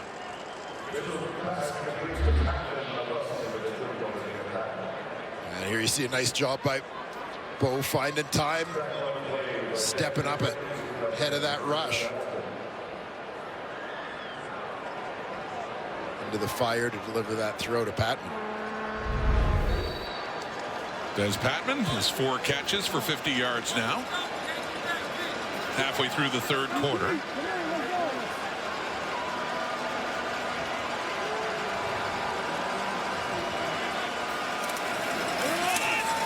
Greg Bell, 25. Looks like another first down. He had to get to the 22. So Ticats in a close game here at TD Place have something going now. And Bell looked like if he could have made this cutback beyond the line of scrimmage a little more cleanly, once again colliding with Brandon Revenberg, he might still be running. 11-yard pickup for Bell. He's got 51 on the night.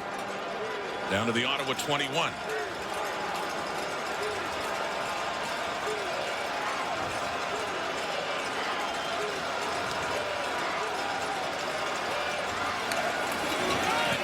Bell again.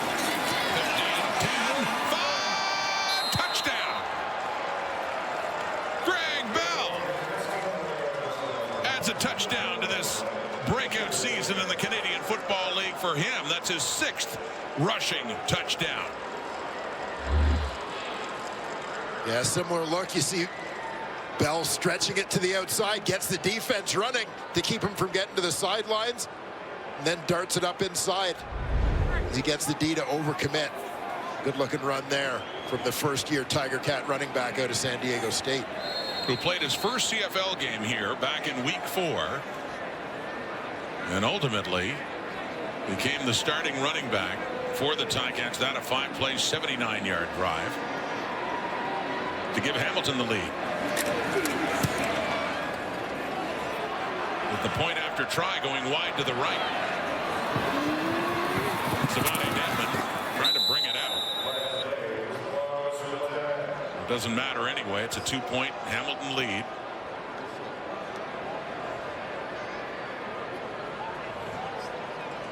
So the misconversion by Leggio, but still the touchdown by Bell. 6:02, third quarter. Ticats up by 2. Back in Ottawa, and this is how the Tiger Cats took the lead in this 5-play drive. Yeah, Ante Litre continuing to contribute here in the second half, as is Desmond Patman. A couple of nice looking runs from Greg Bell, including this one, finding the end zone, giving the Tiger Cats the lead here in the third quarter.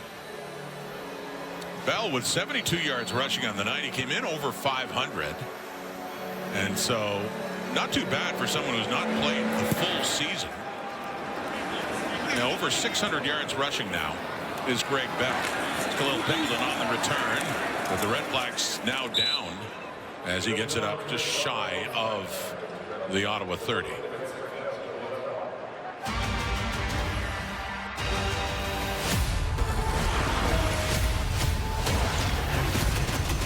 Venom, The Last Dance.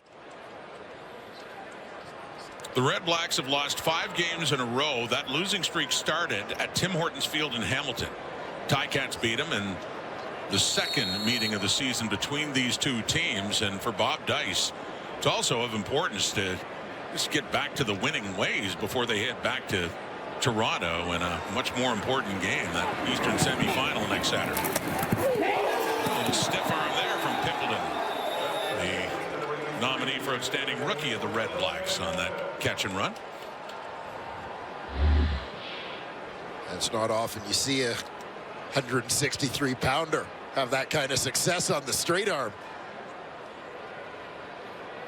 We managed to get Jonathan Moxey off balance there. That shot to the face mask. Up to the Ottawa 34. 2nd and 5 coming up now. It's been a fast third quarter. Ackland breaks a tackle. It's a first down.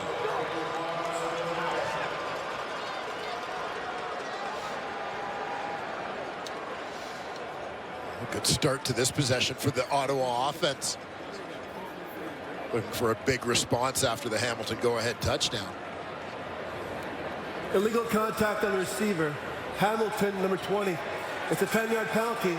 Makes it a first down for Ottawa. So they take the penalty and DQ Thomas instead. And they do have that first down. And the scrimmages from the 44. Well, what did you dress up for Halloween? Dressed up as a flag. Yeah, that would took me a minute. We got the... yeah. Thanks to our director, Franklin Rubenstein, for explaining that to me, by the way, as I looked over. But sure, beside the guy in stripes, and you got the flag. Is that a bit of a statement? It's kind of, you know, flags everywhere. It's a very creative costume. I like it. I appreciate that. Yeah, absolutely.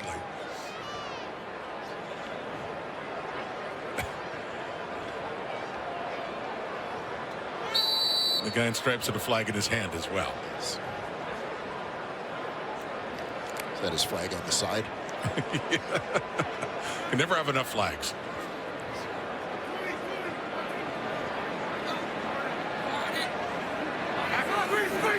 Second and long. Blitz is coming. Gets rid of it quickly. Brown does. Completes it too. That is Pimpleton, and that's up to around the 52. Great execution here against the blitz. You can hear a lot of communication at the line of scrimmage. Pimpleton out wide. He knows with blitz coming, typically that's his adjustment, is just get to the slant. Short, quick throw for Drew Brown to recognize and get it out quickly. Not enough for the first down, though, so Richie Leone comes on. Kick it away. Lawrence Woods, once again, the returner back for the Ticats. Still hanging on to that 2-point lead. Late in the third quarter. Gets it at about the 14, and not much doing there. Coming in, Nigel Romick, number 47 on special teams. An original Ottawa Red Black. Around here for the full 10 years of this organization, the only one. Makes the tackle there. Mitchell back on. Ticats up to 22-20. Occurs in the locker room. What he does is he gets his quarterback to throw him between 50 and 60 balls, yes, in the locker room after every practice, because he says during practice on the field he only gets about 5 catches, and he wants to make sure he's got that natural feel that his hands are on point during a game. He started doing this when he was with the Detroit Lions, but with a jug machine.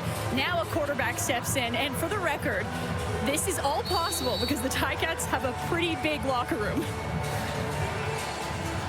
Thank you, Claire. And yeah, nice big room to toss the ball around with. I understand it's Talia Tungavailoa who's volunteered to help him out a little bit. He gets his tosses in, and Greg Bell gets to work on his hands.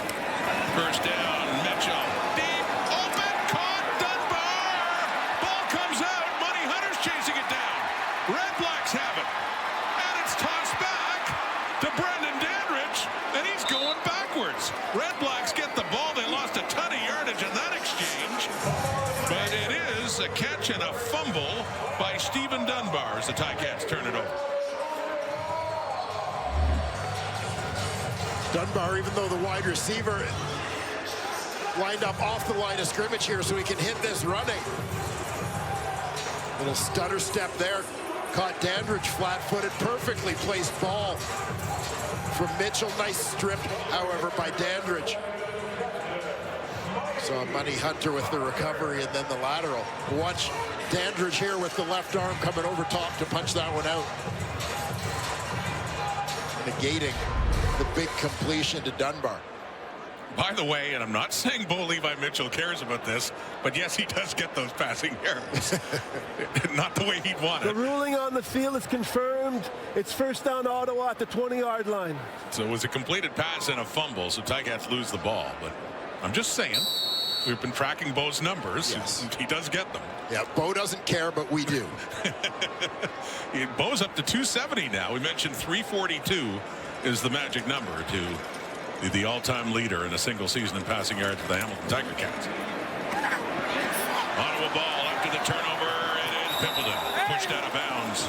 Will Sunderland. 17 more yards for Pimpleton.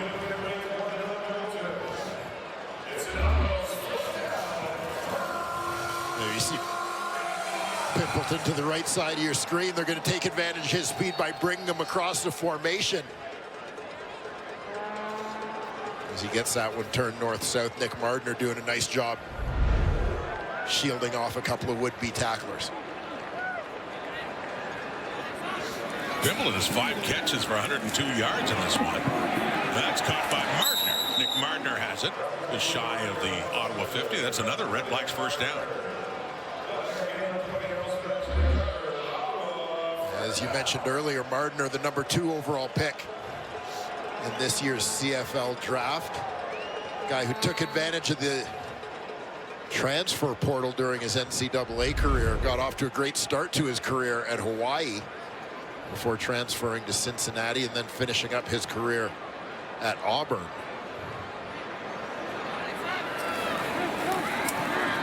Brown on a 1st and 10. He goes deep down the right. Coverage there, Panabaker. And flags come out. He was in there on Andre Miller. Panabaker with his back to the ball and bumped into him before the ball arrived. Pass interference. Hamilton, number 24. It's going to be first down for Ottawa at the spot of the foul. Andre Miller again working in the slot tonight in place of Justin Hardy. Panabaker in pretty good position at this point, but as the ball is thrown behind a little bit, as Miller's trying to adjust to the ball, Panabaker runs through him.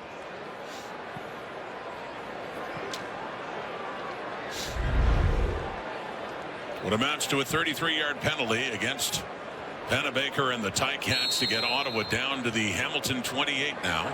Trailing by 2. A minute and a half to go until 3/4 time.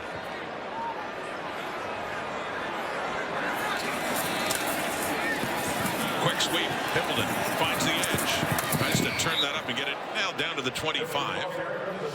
Gets about 3 yards. 2nd and 7. Pimpleton just desperately wanted to get an edge where he could get this one turned upfield, but the Ticats a nice job pursuing, stringing this play out horizontally, laterally at the line of scrimmage. Brandon Barlow, another one of the first-year Ticats coming over as a free agent, had been with the Toronto Argonauts. He and Dwayne Hendricks moving down the QEW this year. Brown, looked like Rhymes had it, but bobbled it, dropped it, 3rd down, and a chance still for the Red Blacks to retake the lead as Lewis Ward comes out.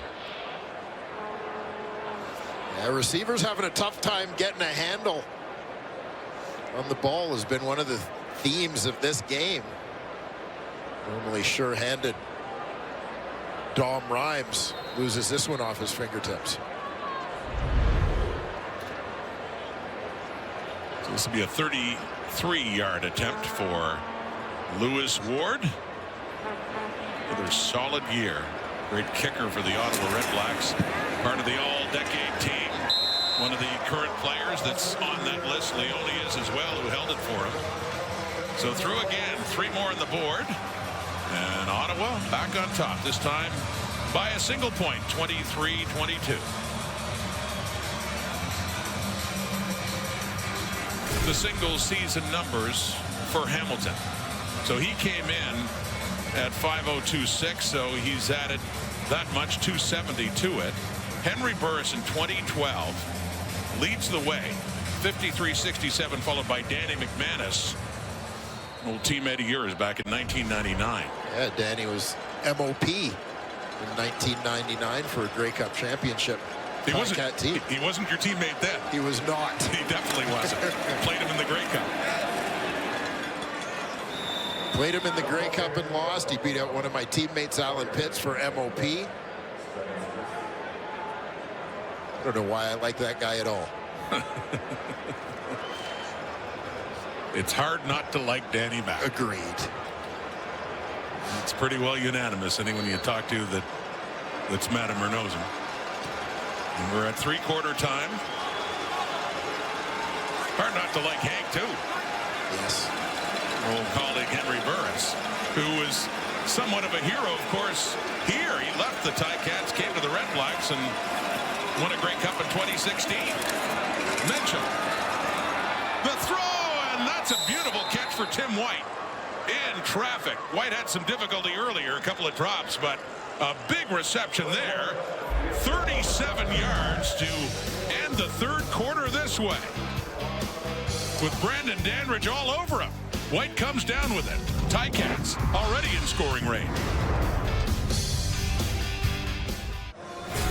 We're through 3 quarters in this final game of the regular season between these two teams, and Ottawa's jumped ahead a point. What stands out to you? Well, Hamilton with actually a little bit of momentum despite the score, as it was Drew Brown who had the big passing numbers in the first half of this ball game. Bo has now surpassed him, a couple of big plays here in the second half. So hopefully we're in for a great finish here between two teams who, regardless of what this game means in the standings, nothing. Yeah. Two teams who really want to win and are competing that way. Well, you know, the players will say it, and I get it. It's a team game. The individual numbers don't matter. But you're right. We like tracking them. I know I do. I'm just curious to see as they pursue them. We saw Dunbar go over 1,000 yards earlier, and Bo Levi Mitchell trying to catch Henry Burris. And the Red Blacks trying to finish with a winning record for the first time since 2018, the last time they made the playoffs. Mitchell gets rid of it, completes it to Dunbar, inside the 10, down to the 5, down to the 2, first and goal coming up, Ticats. And another connection between Bo Levi Mitchell and Stephen Dunbar. Yeah, nice escape here from Bo Levi Mitchell with pressure facing him in the pocket. Just a quick step to elude the on-rushing defender, finds Dunbar. And a great job by Patman, blocking for his fellow receiver on the play. This is where sometimes the benefit of having size in that receiving core helps. You know, we talk about it a lot as the game has evolved to a lot of slip screens, hitch screens, those sorts of things, where having receivers who can block helps. It shows up there as well. First and goal and a shotgun. Mitchell handing off to Litre. Touchdown. Andy Litre gets it into the end zone, and the Ticats are in front again. Yeah, well-deserved, well-earned touchdown here in the second half. Ferrante Litre is lowering his shoulders and fighting through the pile.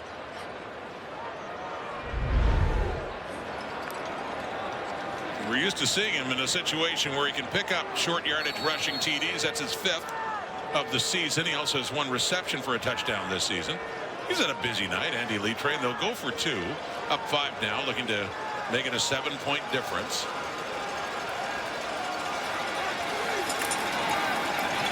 Quickly off to the right, caught by White. No, good defensive play there by DeAndre Lamont to deny White the end zone.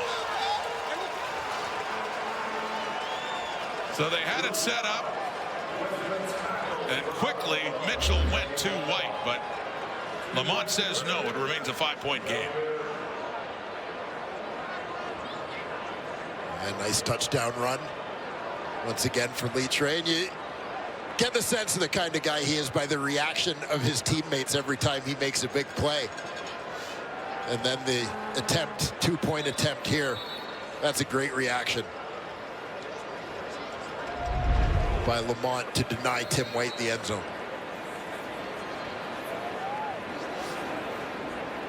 Well, no bearing in the standings, but nonetheless, lots of offense in this, and a close game, still within a score, and it's been that way throughout as Dedman will head back for the kickoff return. Back in the lineup for the Red Blacks after some time away, injured.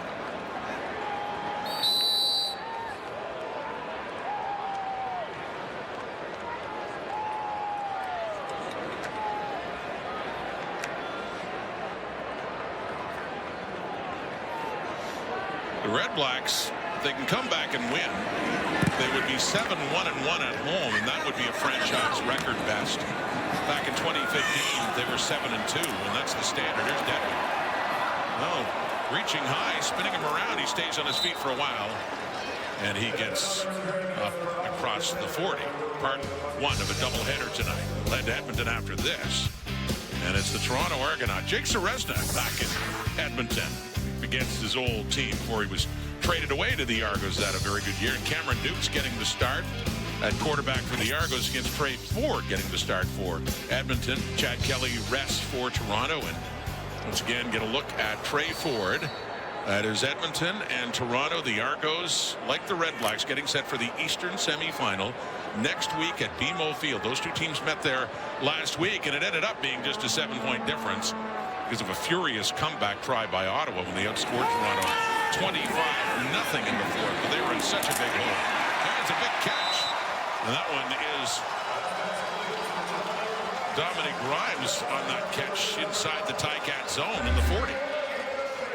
Yeah, Rhymes. Terrific veteran receiver for the Red Blacks. Elevating to catch this one. Halfback Richard Leonard coming up to make the hit. So back and forth these offenses have gone tonight for a pickup of 27 for Ottawa. And that connection from Brown to Rhymes. Here's Brown again. Pressure down. Casey Sayles moves in. Picks up the sack for the Ticats. For Casey Sayles, that's his 7th of the season. Yeah, team leader in that category, Casey Sayles. Great swim to the inside.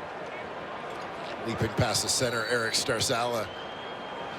Get to Drew Brown in the backfield. Saw Sayles and Brown sitting on the bench having a chat pregame, two former Winnipeg teammates. Not sure if Casey gave him a heads up that he was coming for him. Got him there. And not nearly enough for the first down. It's Martner with the catch. It's that down still a little shy of the 40 in the original line of scrimmage. So it is third down coming up here for Ottawa. Down 5.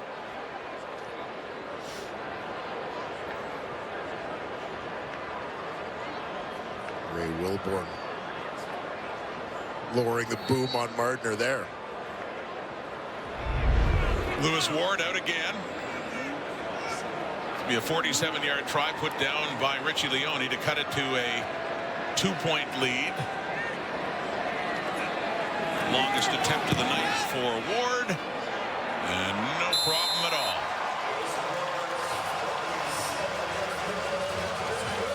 Just another close one between the Ticats and the Red Blacks to close it out in 2024. After that, it's 28-26, Hamilton, fourth quarter.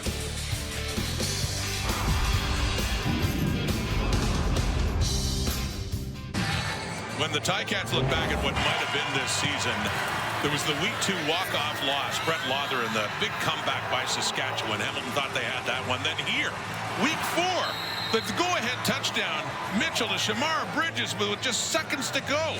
Another walk-off. Lewis Ward nailed it on the final play. That, by the way, was Ottawa's first win over Hamilton since 2018. But, yeah, the Ticats fell to 0-4. Another close loss late in Winnipeg. And, yeah, what might have been for a Hamilton team that really surged in the second half of the season. By the way, Bo Levi Mitchell now 8 yards away from passing Henry Burris. Single season record. They're on the ground. And why not the way Greg Bell has been running. 11 more yards for Bell and a first down for the Cats. Yeah, Ticats doing a nice job with the ground game. And, you know, I mean, this is the kind of thing that may be a little bit of a concern for Ottawa's success that Hamilton has had on the ground tonight, knowing that they'll face Kadeem Carey and the Toronto Argonauts a week from now. Well, stats on my computer have changed the Bo number, so maybe not 8 yards. He's up near 300, but not quite there yet. See if he throws here. No, it's another running play. And up to just shy of midfield is Greg Bell, the ball carrier again. So second down is coming up. And now Mitchell is listed at 294 passing.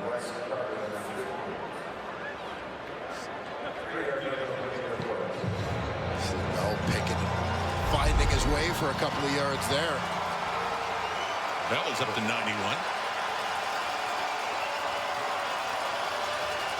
Getting some attention on that right hand. Litre in the backfield. Andy Litre is there. He's had a pretty productive night. He escapes the backfield and is going to receive this one. But won't be getting much yardage there. He's around the line of scrimmage as he takes a hit. And it's a third down, and Hamilton will be forced to punt. Yeah, Money Hunter sniffs this one out. A little bit of exchange of responsibilities as Litre on the right side is going to release Keandre Smith, the receiver, moved into the backfield on the left to look after protection. The Red Blacks with that one well covered.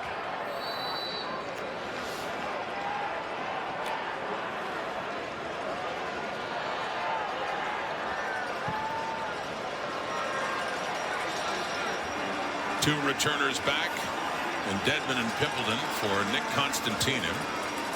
Approaching the midway point of this fourth quarter, still a 2-point Tiger Cat lead. Red Blacks getting the ball back. It's Pimpleton inside the 15. Pursued nicely there by Tyler Ternowski. That special teams tackle. Red Blacks would love to win it out at home.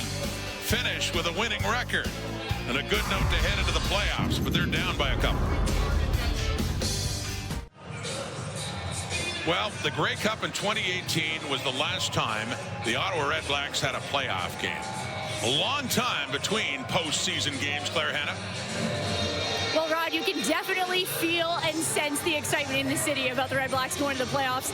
In fact, Bob Dice said he was walking his dog Shaka the other day when he ran into somebody else walking their dog, and the guy stopped him and said, "Wow, I can't believe I'm running into you. This has made my day." And then that fan proceeded to say, "I know you guys are on a 5-game losing skid, but your fourth quarter comeback attempt against the Toronto Argonauts was so awesome, and I can't wait for the playoffs. You guys are playing fantastic football." And that's really a sentiment everybody in Ottawa shares. And as Drew Brown noted, history has shown that a lot of teams that just hit the ground running in the playoffs get it done. He mentioned Montreal last year, Toronto 2 years ago. So it's really about what team can get hungry at the right moment. And Claire, you know, if anyone can appreciate the highs and lows of the Ottawa Red Blacks, it's Bob Dice.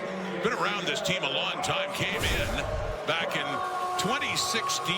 They won the Grey Cup that year, and they had some good years going to the Grey Cup again, but also very lean years. And this is the Eastern semifinal. We'll be covering this game in Toronto next week at BMO Field with the pregame starting at 2 o'clock Eastern. We're doing this game? You're just speaking form now, are you? I'm telling you, you're doing this game. All right. As we did last week, and watched a bizarre one with the Red Blacks and Argos, with Toronto opening up a 32-6 lead, and then a 32-point lead in the fourth quarter before winning it by 7. A furious comeback try there by the Red Blacks. That's Miller with the catch. Yeah, Miller, the inside slot in this trips formation. Just with defense playing off, he's just going to hook it up, take what's given to him. Powerful runner fighting through some contact to pick up that first down yardage. Up to the 43, 1st and 10. Under 7 minutes to go here in the regular season. Barring overtime, of course. The pass, the catch, Ackland. Then he gets it down to the Hamilton 40. Moving quickly, the Ottawa Red Blacks again. Kyle Wilson coming back to take him down. Ackland up on the line of scrimmage here.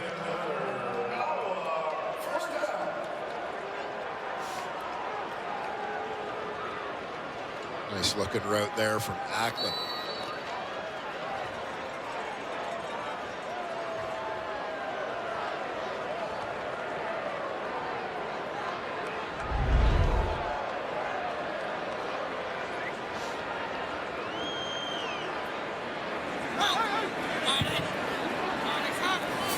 From the Hamilton 40.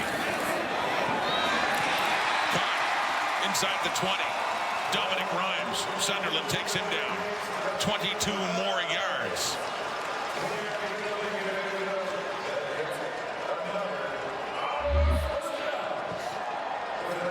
And down in the bottom right corner of your screen, that's the safety, Stavros Katsantonis. He's not back in the middle of the field. He's coming on the blitz. Drew Brown knows it, as does Dominic Rhymes. Middle's open. He takes it. Once again, great execution against the blitz for the Red Blacks. Rhymes with 6 catches, 114 yards. And the 19. Brown. End zone too far. Pimpleton. Moxie was there.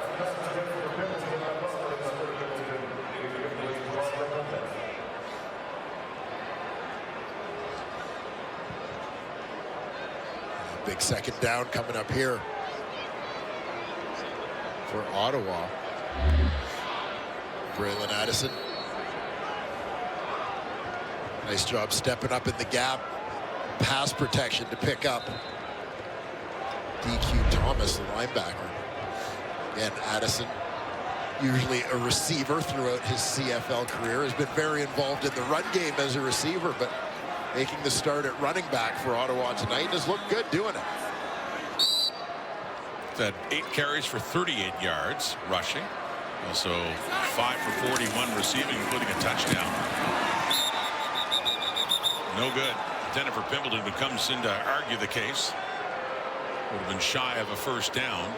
So it is 3rd down. And Lewis Ward, by the way, who is 4 for 4 on the night, will come on to see if he can make that 5 for 5.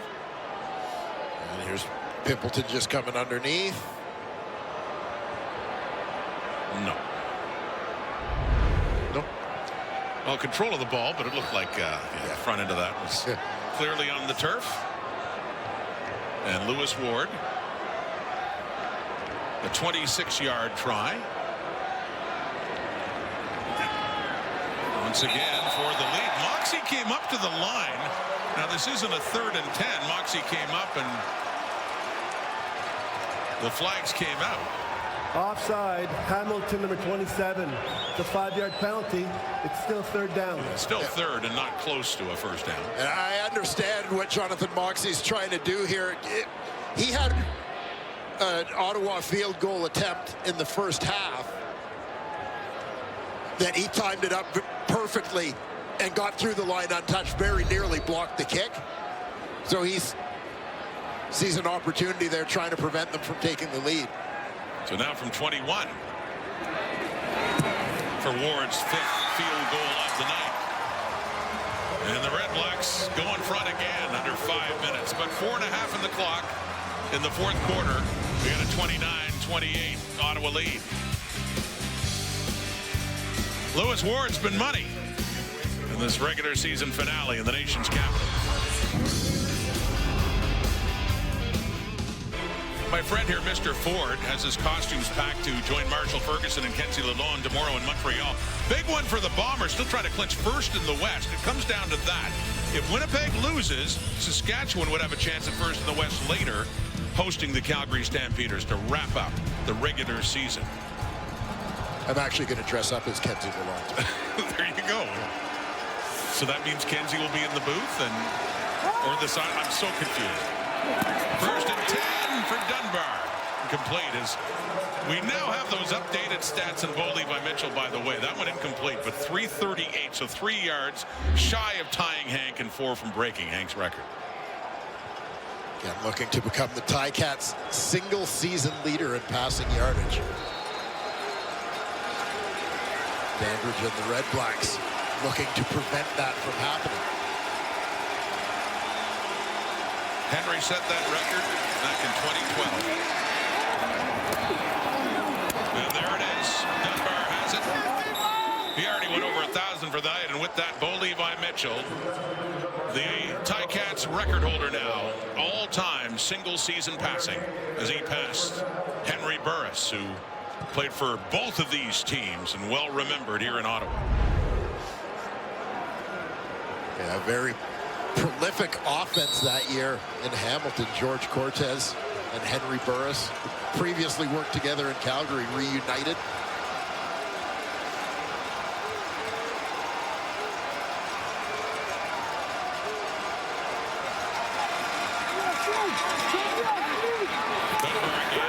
On that first down. You know, for Mitchell, I don't know if bittersweet is the right word, but I mean, ultimately, you know, he'd rather have a playoff spot, of course. He'd rather be playing on with a chance at a Grey Cup, but it is, you look at his numbers, as you look again at the record-breaking throw to Stephen Dunbar. But you look at those numbers, especially when it seemed like he was done for the season, or as long as Taylor Powell could be healthy, when he got benched back in Montreal halfway through the season. A great redemption story for a CFL great, quite frankly. They're saving the record-breaking ball there for Mr. Mitchell. Congratulations. Friday Night Football in the nation's capital. There's Bo Levi Mitchell, the Ticats' all-time passing leader in a single season. That just became official a few minutes ago in a catch by Stephen Dunbar. So let's update the leaderboard, and some great names on that board who have been quarterback for the Hamilton Tiger Cats. Yeah, remarkable to think Bo Levi Mitchell. His rookie year, 2012, Henry Burris moves from Calgary to Hamilton. Basically opens up a spot for a new young quarterback to roll into town. And you know that Bo was chasing some of Hank's Calgary records too, and lo and behold, he catches one in Hamilton. By the way, another name on that list, Jeremiah Masoli. And remember, he was the Eastern nominee for MOP back in 2018 with Hamilton, now REDBLACKS quarterback. It was Masoli who was ahead of him in 2018. So was Michael Riley. So it was Riley first, then Masoli, and then Bo. So Bo had over 5,000 yards. He ends up winning the MOP, beating Masoli that year. But the other two times in his career, there's Jeremiah. The other two times in Bo's career that he passed for over 5,000 yards, he did not lead the CFL in passing. Yeah. 46-yard try for Mark Legios, 3 for 3. This is to retake the lead in this back-and-forth game. Crowd picking up the noise here for Legio, who remains perfect on the night. The kickers have been, and it's 2:20 on the clock, and another lead change for the Ticats up by 2. We got to go win this. Let's go. Let's hear what he said. Yeah. Let's win the game. Yes, sir. Bo's looking for the victory, and as is his counterpart, Ottawa starting quarterback Drew Brown, looking to finish strong here. Well, if the Ticats hang on to win, they would end up with the same number of victories as the REDBLACKS. The difference would be that tie, Ottawa against Saskatchewan back in August. Hamilton would end up 8-10, and Ottawa 8-9-1. Well, and this to me, quite honestly, is another point when you talk about should Bo Levi Mitchell be considered for most outstanding player on a team that didn't make the playoffs. Well, 8 and 10 teams have won the Grey Cup. Yeah. Like, let alone made the playoffs. So, like, it's not like this is a 3-15 team. And you're saying it's irrelevant. And I agree with Milt 100%. The record is a team thing. We're talking about an individual award. And it has been, I mean, you look back at that body of work. It didn't start well, but it's been an outstanding season for Bo Levi Mitchell, to be sure. Khalil Pimpleton with the ball. REDBLACKS trail again.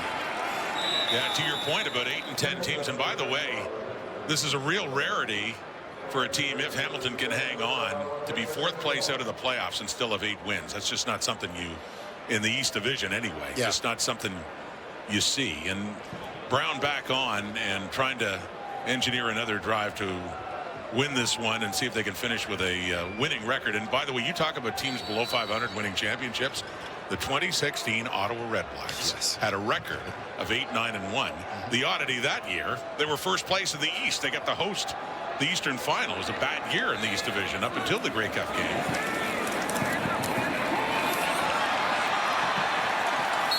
Brown slides. And not to bring up bad memories for Bo Levi Mitchell, who threw for over 5,000 yards, was the MOP that year.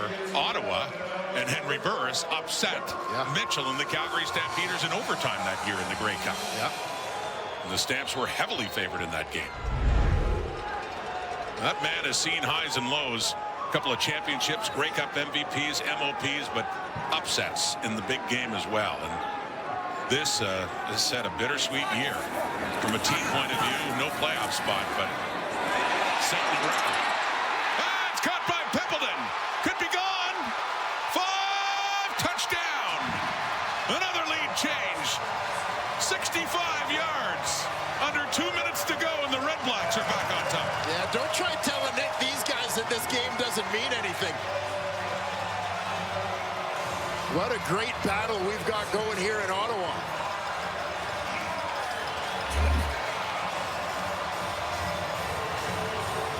A lot of action underneath on this one. And all of a sudden, Pimpleton gets open over the top. Drew Brown hits him with a strike.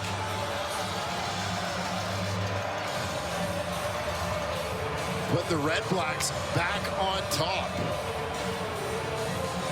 Well, we got offensive players really racking up the stats on this night. Pimpleton with 2 catches over 50 yards. He is 6 for 167 and a touchdown.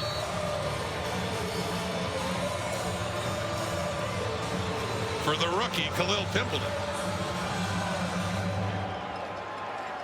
So a 4-point difference. They go for 2, see if they can make it 6. Brown softly into the end zone for Addison. Tack on 2 more. And for Addison, a 2-point conversion to go along with that first quarter touchdown. And now it's 37-31 Ottawa.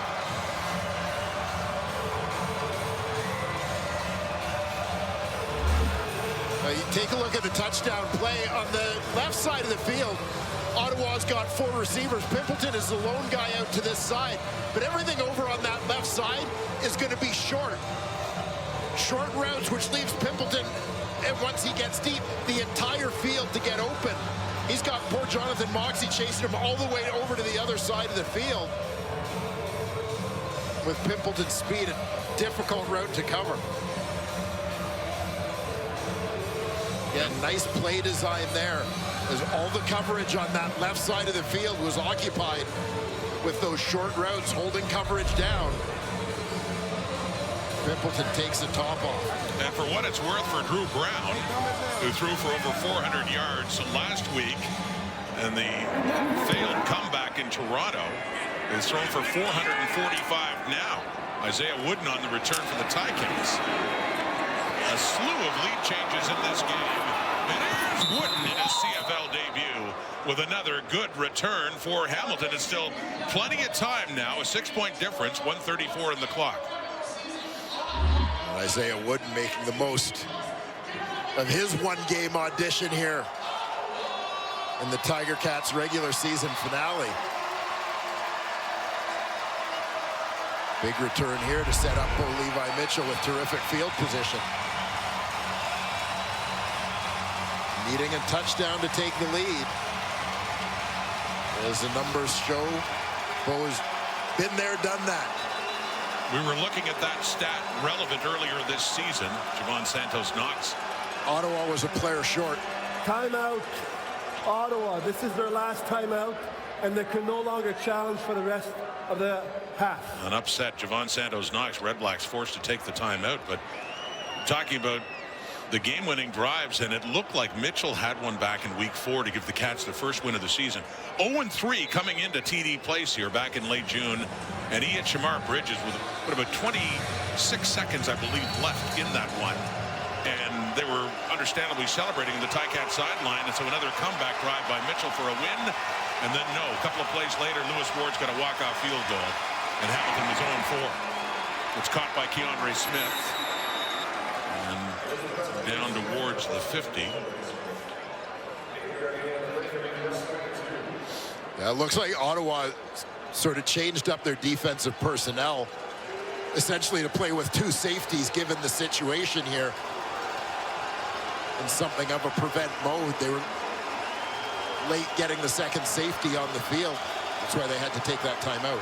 2nd and 3 at the Ottawa 51, 1:16 on the clock. And that's Patman with it. And he gets it down at the 45. Red Blacks, another first down for Hamilton.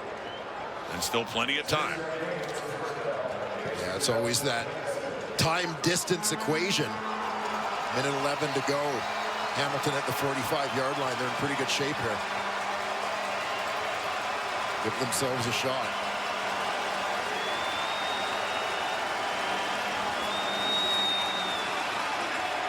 Mitchell deep, flags around. It's caught right down at the 1. Brendan O'Leary Orange. 43 yards. As mentioned, there is a flag. Yeah, I think this is going to be offside against Ottawa. One of their defensive linemen moved early. Offside, Ottawa, the left end. The penalty is declined. The result of the play is a first down for Hamilton. Well, how about that for Mitchell and the Ticats? You heard him say it earlier. Let's win this thing. They have a chance. And O'Leary Orange. Another big target in that Ticat receiving corps. You see with McGee shielded to the outside, O'Leary Orange goes up and gets it. Getting the Ticats up in close. Andy Litre coming in now in short yardage. Mitchell is off, and the only catch of the game for Brendan O'Leary Orange. What a time for it, a 44-yarder. A chance to tie it and be an extra point away from taking the lead. Litre!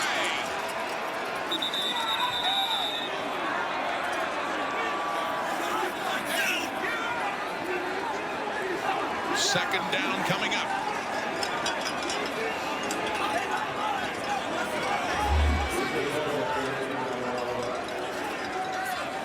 Oddly, given that they've got 3 cracks at this, not necessarily the worst thing, considering how Hamilton lost the previous meeting here, to not get in on the first try and take a little more time off the clock.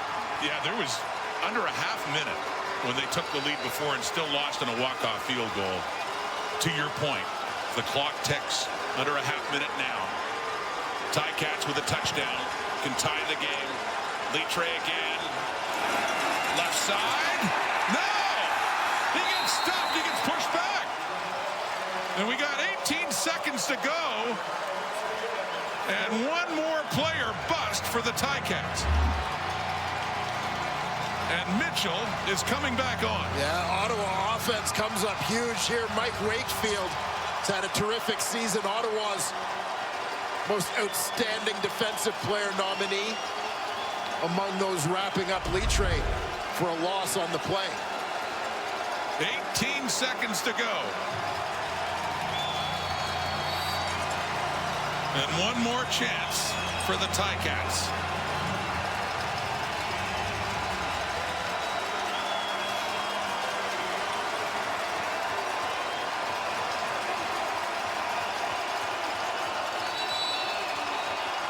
The Ticats trying to get their personnel sorted out here. Hamilton with 1 second left on the clock. Please reset the game clock to 1 second. To your point about not wanting to leave any time at all. Yeah. They literally will not. Just time. It says zeros, but there's 1 second left and one final play in this game, possibly pending an extra point that could give the Ticats the victory. And at least say they ended their season with another victory. A difficult season in Hamilton. But one of the hottest teams in the CFL down the stretch. And a surge that just fell short. There we go. The handoff. Litre! No! No! Red Blacks deny him. And the Red Blacks win. Best home record in the 10-year history of this Ottawa Red Black team. And they finish up with a winning record, heading to Toronto next week in the Eastern semifinal.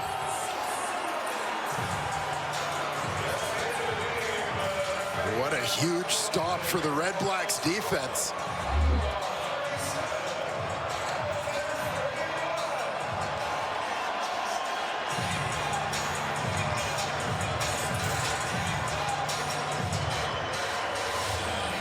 Big stop when it mattered most, as the Red Blacks go 7-1-1 on home field this year, and Litre that close. And for Bo Levi Mitchell, like the season itself, great individual night statistically, but the team didn't win. And they finish up at 7-11, undone essentially by the slow start to it at 0-5 and then 2-9 before they really heated up. You know, perhaps fitting reminder that inability to win a handful of close games or close things out at the end of games. Costing the Ticats. They end up with 7 wins, and 2 of their losses came here at TD Place in Ottawa, decided on the final play, to your point. Red Blacks win. Next up, the Argos in BMO Field. Argos in action tonight on TSN. Thanks for